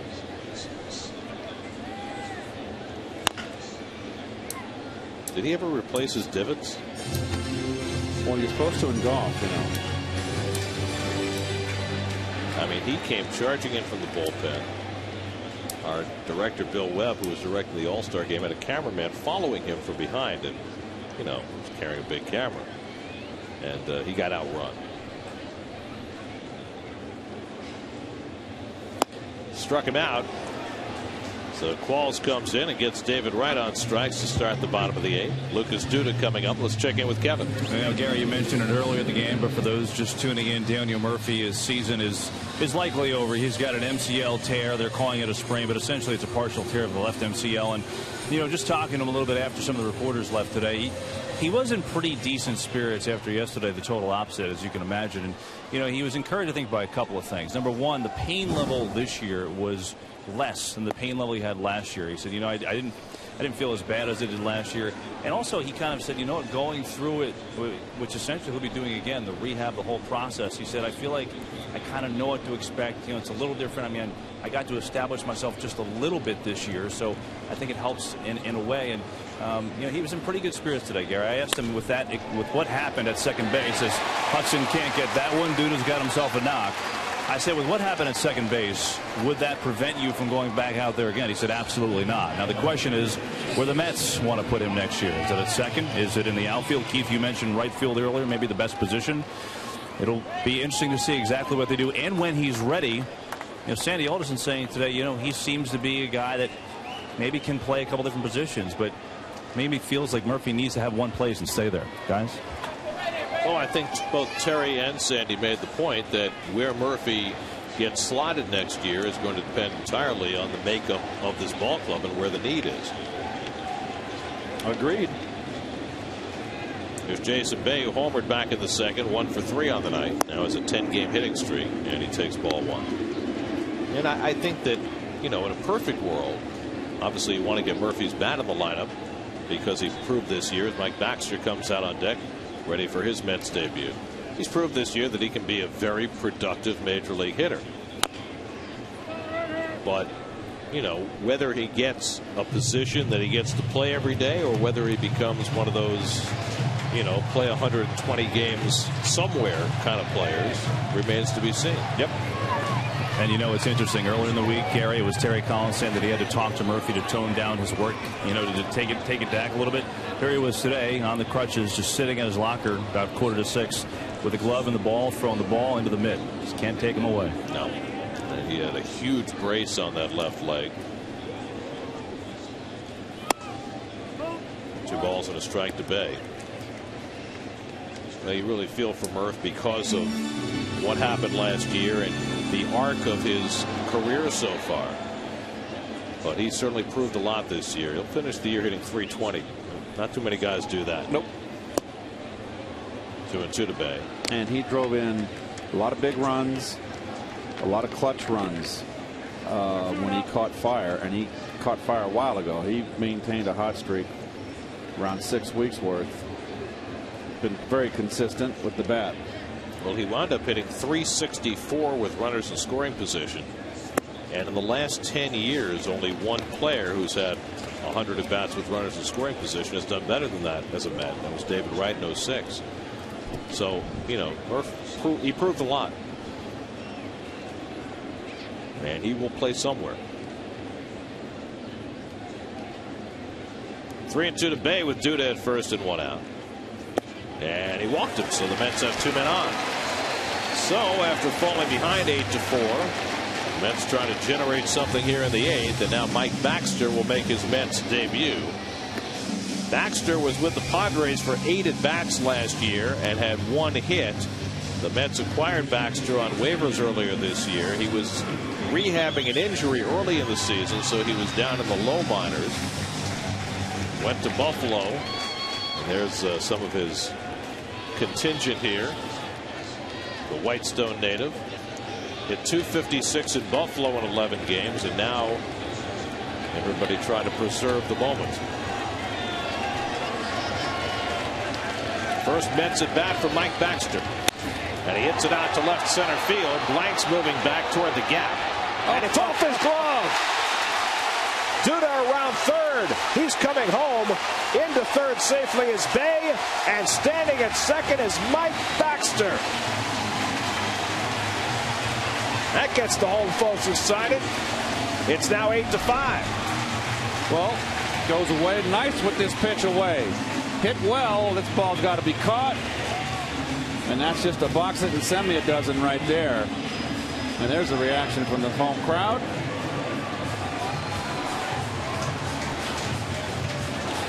They scored a double for Mike Baxter. And boy, those folks happy. All of Whitestone is cheering, it would appear. So Mike Baxter with an RBI double in his first Met at bat on the first pitch he sees. Now tying run at the plate, Ronnie Polino in an 8-5 game. And he takes ball 1. So welcome back home, Mike Baxter. Nicely done. Molina was 0 for 3 tonight. Flied out, grounded out, struck out. Infield back. And he hits one in the air to center. That'll get 1 run home. Bay tagging at third. Maben makes the catch. Bay comes in to score. Sacrifice fly for Polino, and now it's 8-6. 14th run batted into the season for Polino.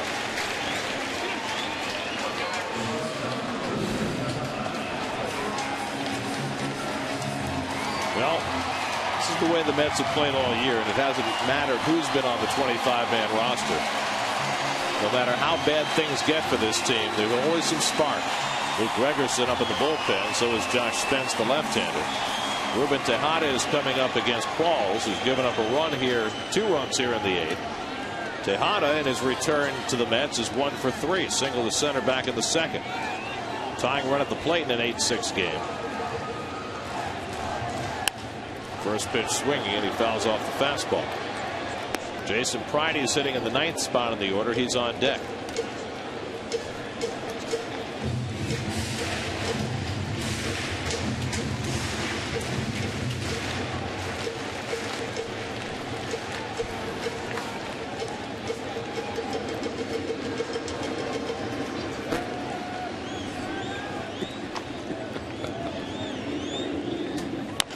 Tejada bounces one to third, and Forsythe makes the play.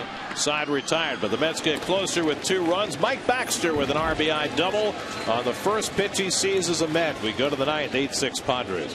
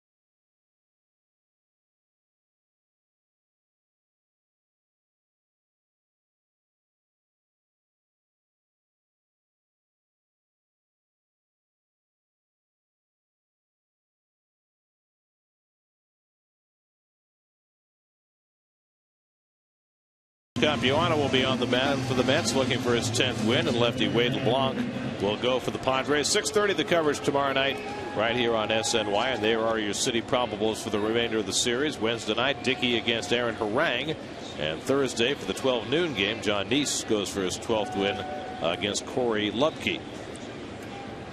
8-6 San Diego as we go to the ninth. Jason Isringhausen on to pitch for New York. Well, it's been a while since Jason's pitched, since Tuesday, I believe. And here he is back in a little rough run for him lately. Took the loss in the game on Tuesday. That was the game Justin Turner got a little messed up on the potential double play ball when John Buck stopped in the baseline and Turner threw it away, allowing the go-ahead run to score. Heath Bell getting ready for a save chance in the San Diego bullpen. Now Mike Baxter back in the dugout after his successful debut as a Met. Hit hard and a base hit for Maben. He's had a big night. That's his 3rd hit.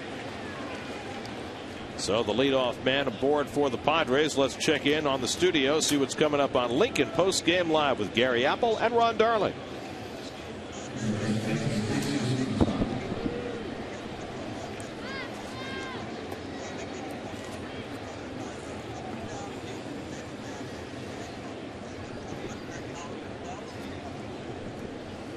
All right, guys, we'll check in with you. Here's Jesus Guzman, who's had an important role for the Padres tonight. 2 hits, 2 RBIs. And he grounds one to short, might be 2. Tejada to Turner, who makes the nice turn for the double play. 6-4-3, 2 out and nobody on. Taylor made. All you got to do is execute it. Nice run, nice little pivot by Turner. Good feed by Tejada. Watch the leap here to get out of the way. And he avoids the slide. It's like ballet. Yep. Swan Lake. Jeté. Orlando Hudson 0 for 2, a sacrifice fly. He also walked, stole a base, and scored a run in the big 8th inning. The Padres were down 4-1. They tied it with 3 in the 6th off Pelfrey, and then went ahead with 4 in the 8th against Beato and Igarashi. That's got 2 back in the bottom of the 8th. Hudson batting with 2 out and nobody on. A ball and a strike. Looking ahead to the bottom of the ninth, the Mets will have 9, 1, and 2 in the order. Pridey, Pagan, and Turner. And then if anybody gets on, Wright and then Duda. With Heath Bell getting ready to pitch the bottom of the ninth. A little flare. Wright diving to make the catch. Tremendous play by David Wright.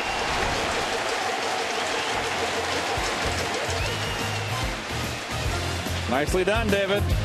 Great reaction, beautiful dive, and David Wright hanging on to make a tremendous play to end the top of the ninth.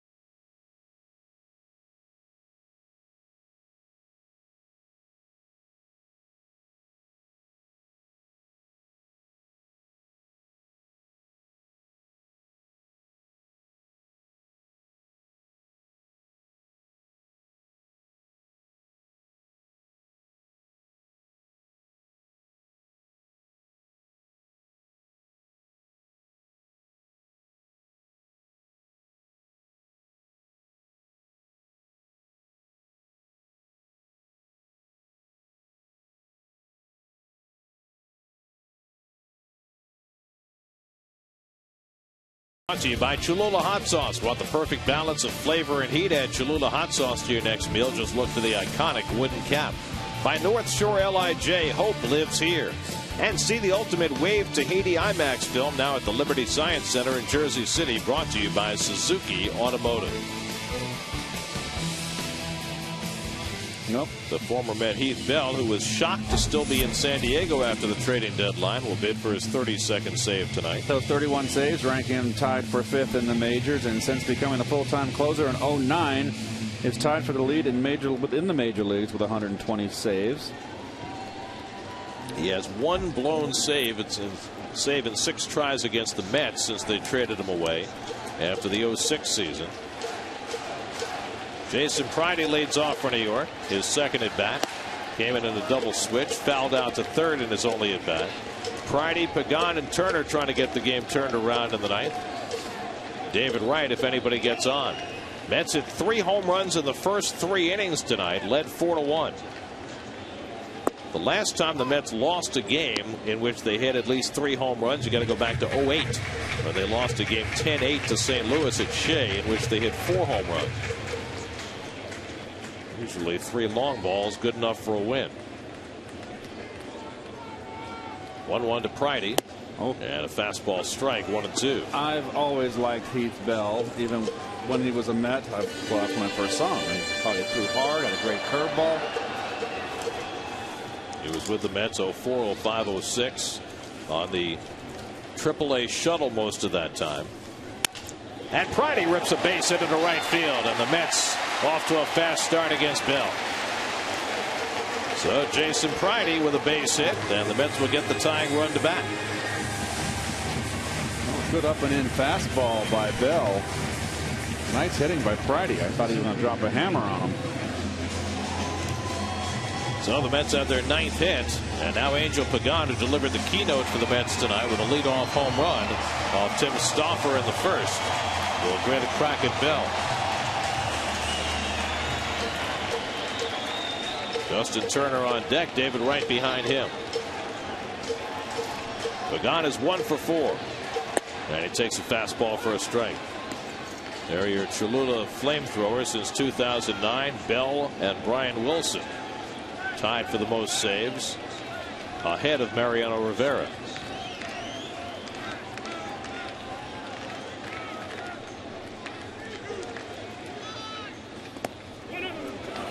Nice knockdown by Martinez. Well, there's the first breaking ball thrown by Bell. Heath had 47 saves last year, 42 the year before, after serving as the apprentice for Trevor Hoffman for 2 years.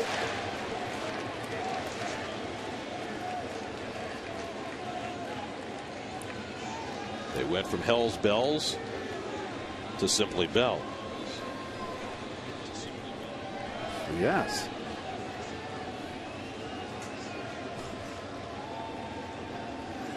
Fastball strike.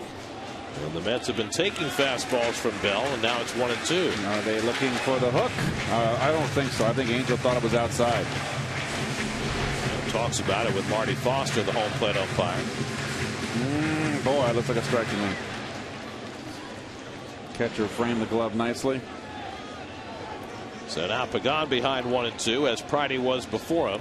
And he goes down swinging. Pagan is out. The throw goes to second, and Pridey is safe.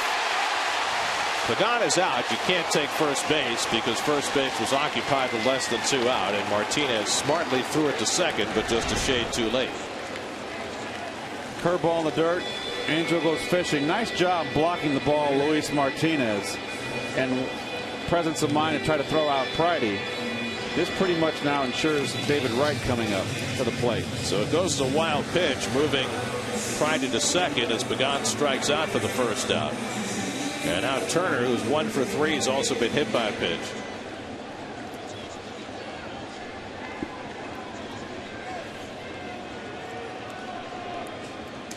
Turner facing Bell for the first time. And he takes it high for ball 1.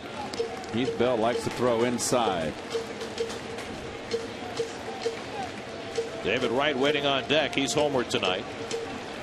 He also has a home run against Bell. Heath now 33 years old. He dangles that arm like Rod Beck used to.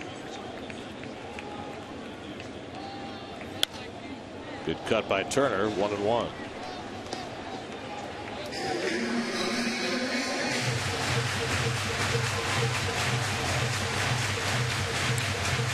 Turner's got 41 RBIs.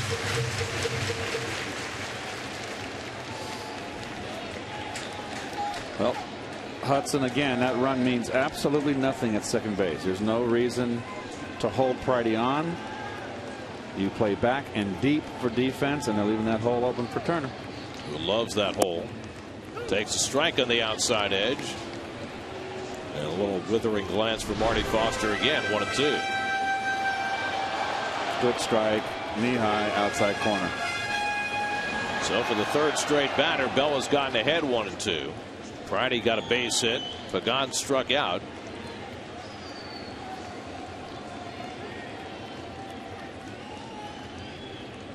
And now Turner shoots one foul.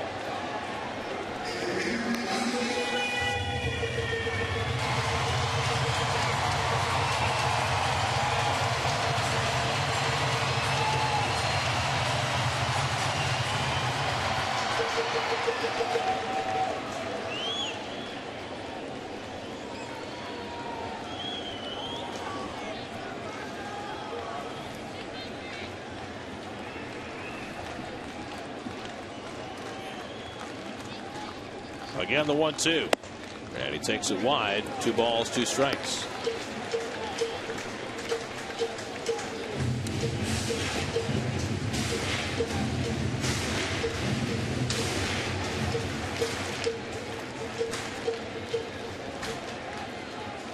Bell's always done a pretty good job keeping the ball in the ballpark. Only 1 home run allowed this year. facing Turner, who had a couple of bombs on Saturday night. Now he's gone full. He hasn't had great command of his breaking ball in this outing here today, this appearance. Hasn't thrown for a strike yet, really. He got Pregame to swing at a bad one in the dirt.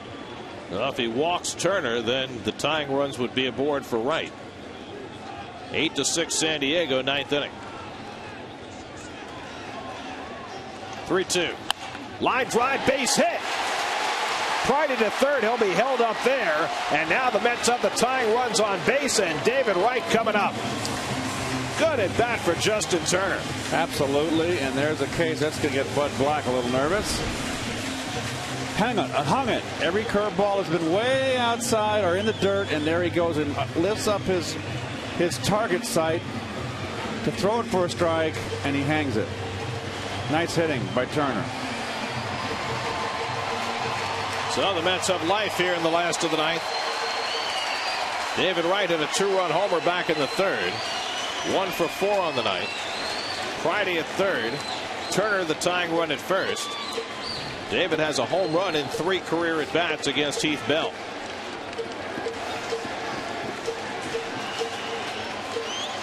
And Wright hits it hard toward the middle. Base hit.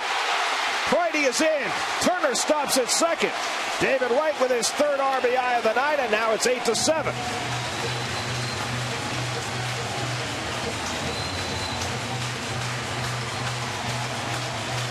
No, these guys don't quit. They make it interesting. Fastball away. Nicely done, Dave. Nice hitting.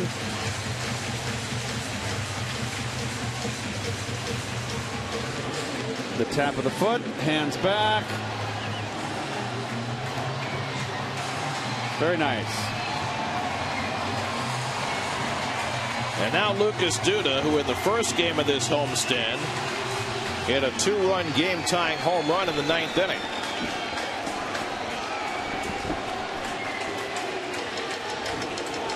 Well, they got to guard the lines now. Fastball strike. Duda 2 for 4 tonight. Tying run at second. Potential winning run at first.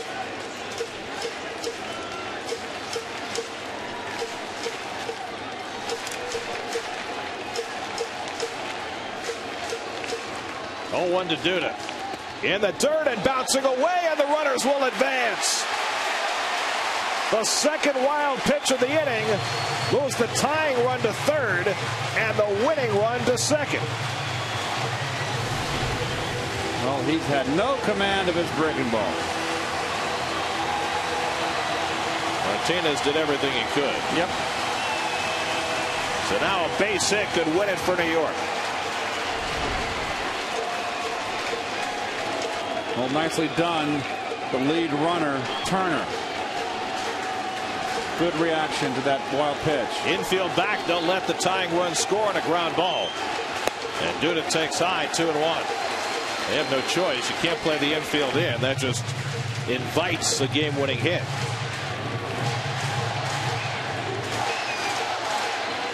Lefties have had a little more success against Bell. Duda up in a big spot looking for his 3rd hit of the night.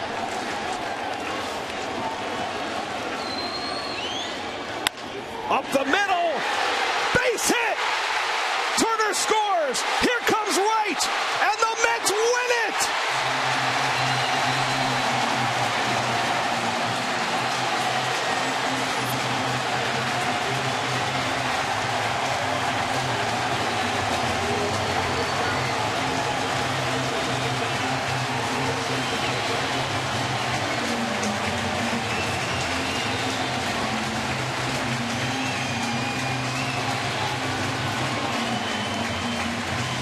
Through 2011, when the circumstances have been the most dire for this ball club, they have battled back, and this little Met machine has found a way.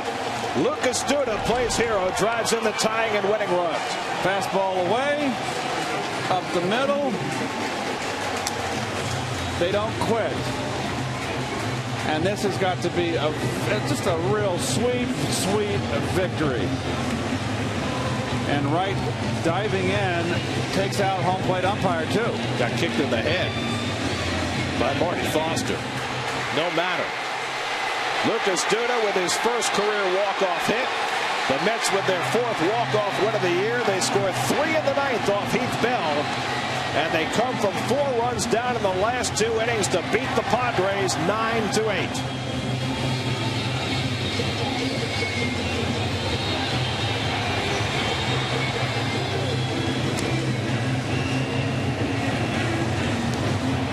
The Mets have had injuries. They've traded away key players. They've had a depleted roster, but they've found ways to bounce back off the mat time and time again, and maybe never more so than tonight. Well, it's nice to see the guys that are getting a chance to show their stuff get the big hit. There, Lucas Duda, 3 hits on the night. Wright again hitting the ball again. Hot. Gotta love it. 3 RBIs for Wright. Duda with the hit. Don't forget Mike Baxter's contribution. There's your out-of-game summary. Let's go down to Kevin Burkhardt, who's standing by with tonight's hero. Now, Lucas, how good did that feel getting that base winning, that game-winning hit? Yeah, I was just, tough guy, Heath Bell. Just trying to put the ball in play, and luckily found a hole. How does this team come back from all the adversity that it does this year? I mean, yesterday was so tough. You lose a tough game and you lose 2 big players. So how do you come back from that and get a victory tonight? Yeah, losing those 2 guys, they're the heart of our club.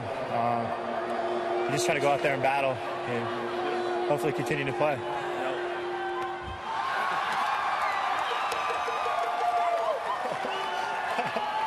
How's it taste? It's good. It's whipped cream. It's not shaving cream. Willie took a real long route to get to you there, too. How comfortable are you getting, Lucas? You know, you've had time to settle in, and you've played well, and you've hit well. How comfortable are you right now hitting the baseball and playing on this team? Yeah, it's as you continue to play, you get more comfortable, and great team out there, and it's fun to come to the ballpark every day. You had some Luke chants, too. Did you hear the Luke chants from the crowd? Yeah, that was cool. That was cool. Congrats on the big win. Enjoy it, okay? Lucas Duda, guys, the big hit. Let's go back to you. Well, the Mets got so many contributions tonight. They had a 4-1 lead. It got away, but they rallied for 2 in the 8th and then 3 in the 9th as Hudson could not snare it. And Duda's hit brings home David Wright with a winning run. And the Mets rally to win it 9-8. Mets are back to 500. Duda's got whipped cream, and he's happy to have it. More from Citi Field in a moment.